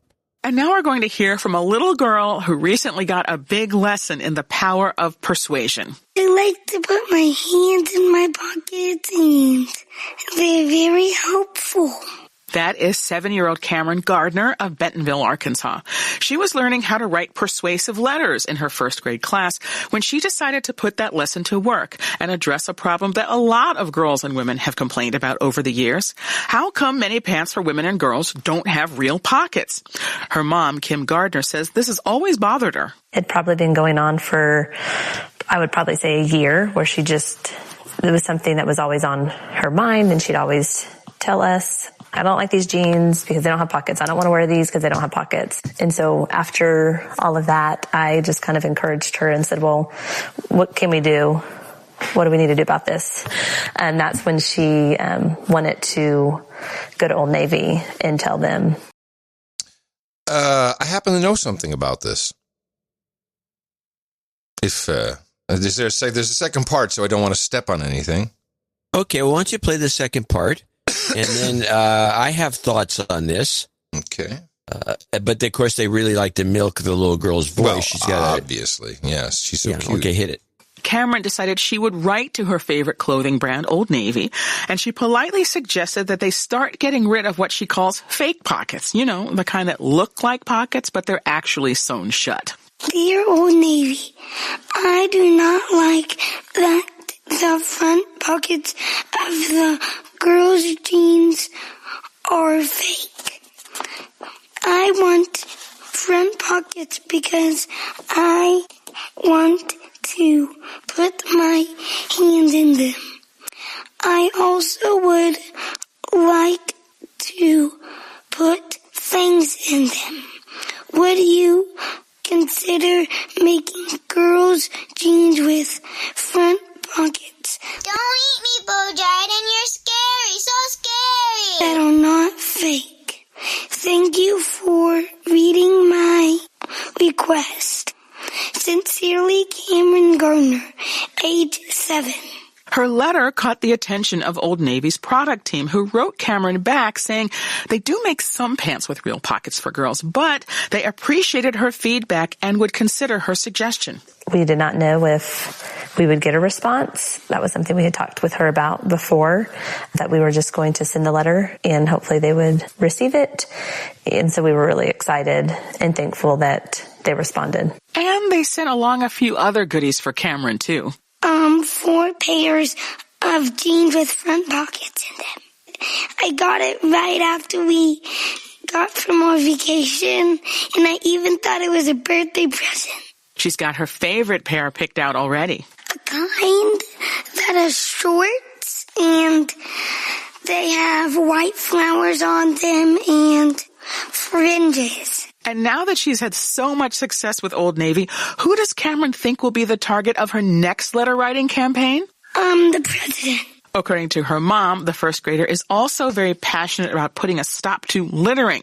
So President Biden, keep an eye on that mailbox. Wow. Blatant child abuse for commercial means. And I mean really I want to blatant. hear what you have to say. I put this together and thought to myself, this is NPR. Is NPR, or somebody's really good at promoting something like this, now taking on native ads? Because this is an Old Navy commercial. Yes, it is. And I will tell you why I know it's a native ad. There is a movement underway in women's fashion, women's clothing, so off the rack, not haute couture, for pockets. This has been an issue. I grew up with women around me all my life, particularly dresses. They have no pockets, or as the little girl said, fake pockets. And I know for a fact that We People and J. Crew have an incredible push. They are now, it's like it's some big revelation. They've decided that they need pockets in all of their garments where women previously did not have them. Old Navy is jumping on this and abusing a child to get out ahead of the competition.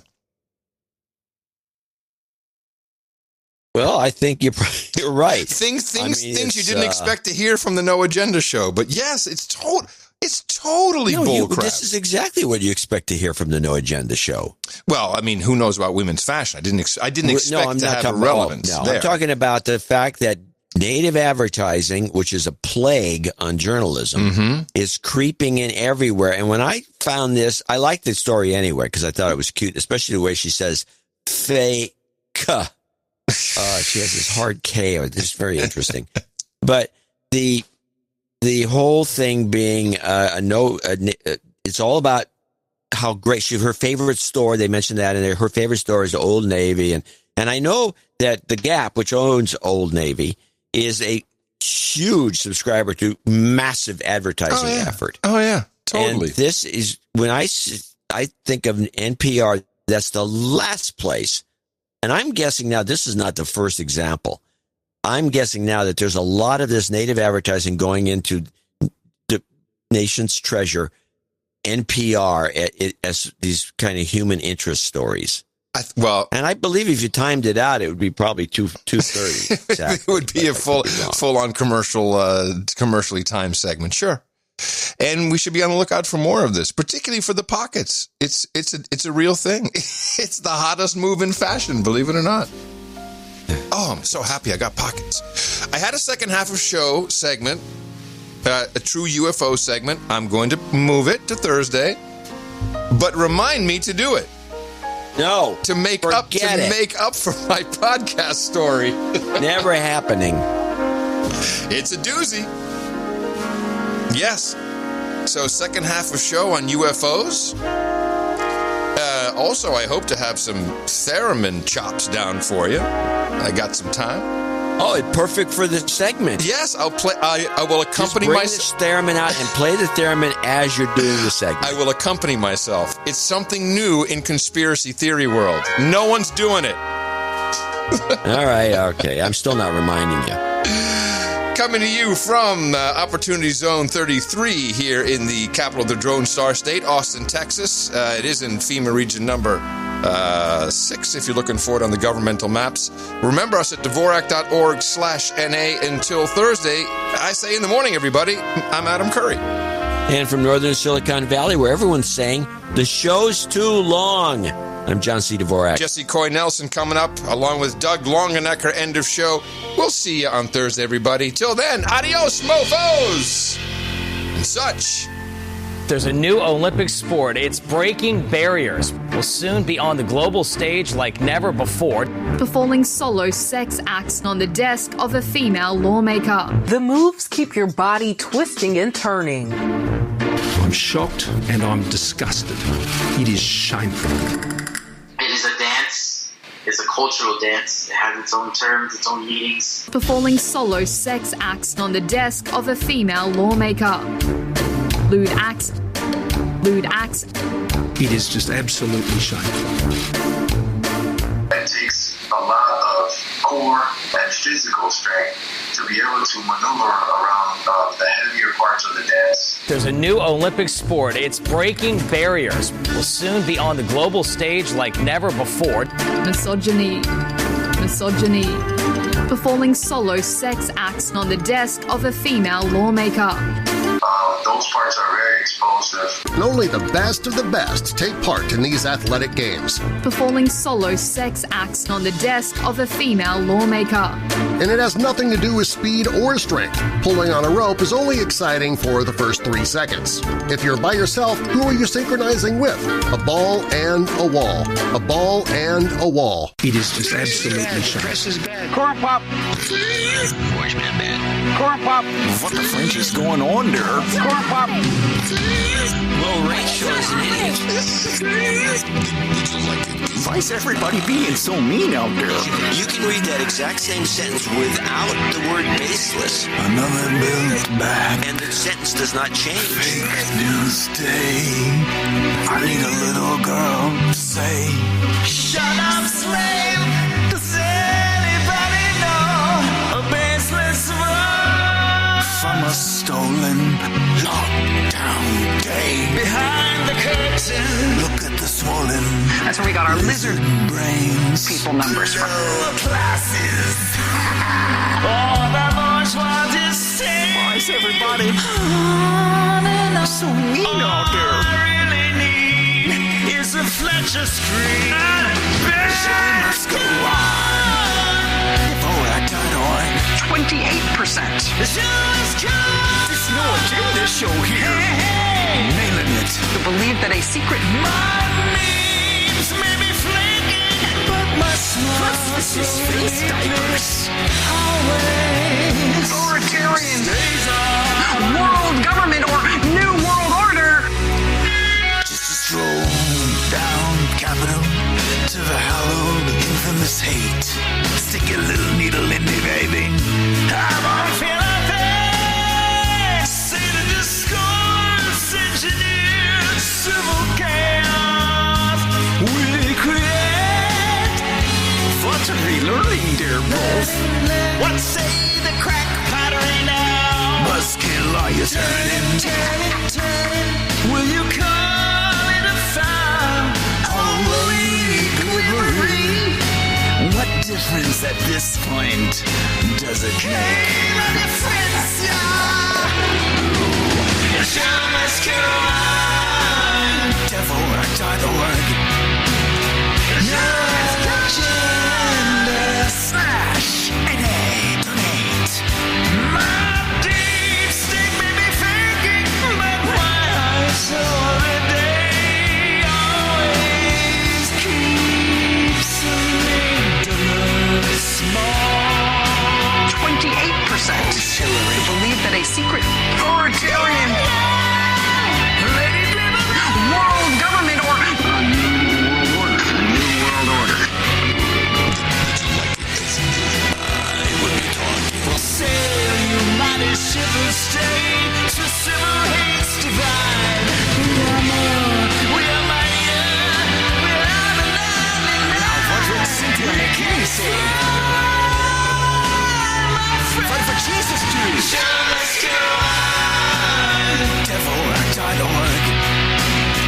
No agenda. Slash NA donate. My deep state may be faking, but my smile slowly lately. My space is face authoritarian. Down. What's this that? Huh? No agenda.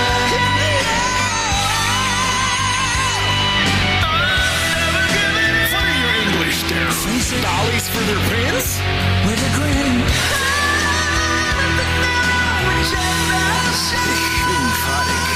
Mit Rumspringer. Just send your Devorak.org/NA. Close the exit strategy.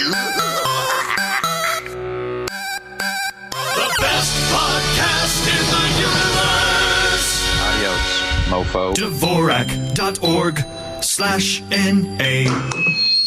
What they've got here is a double whammy.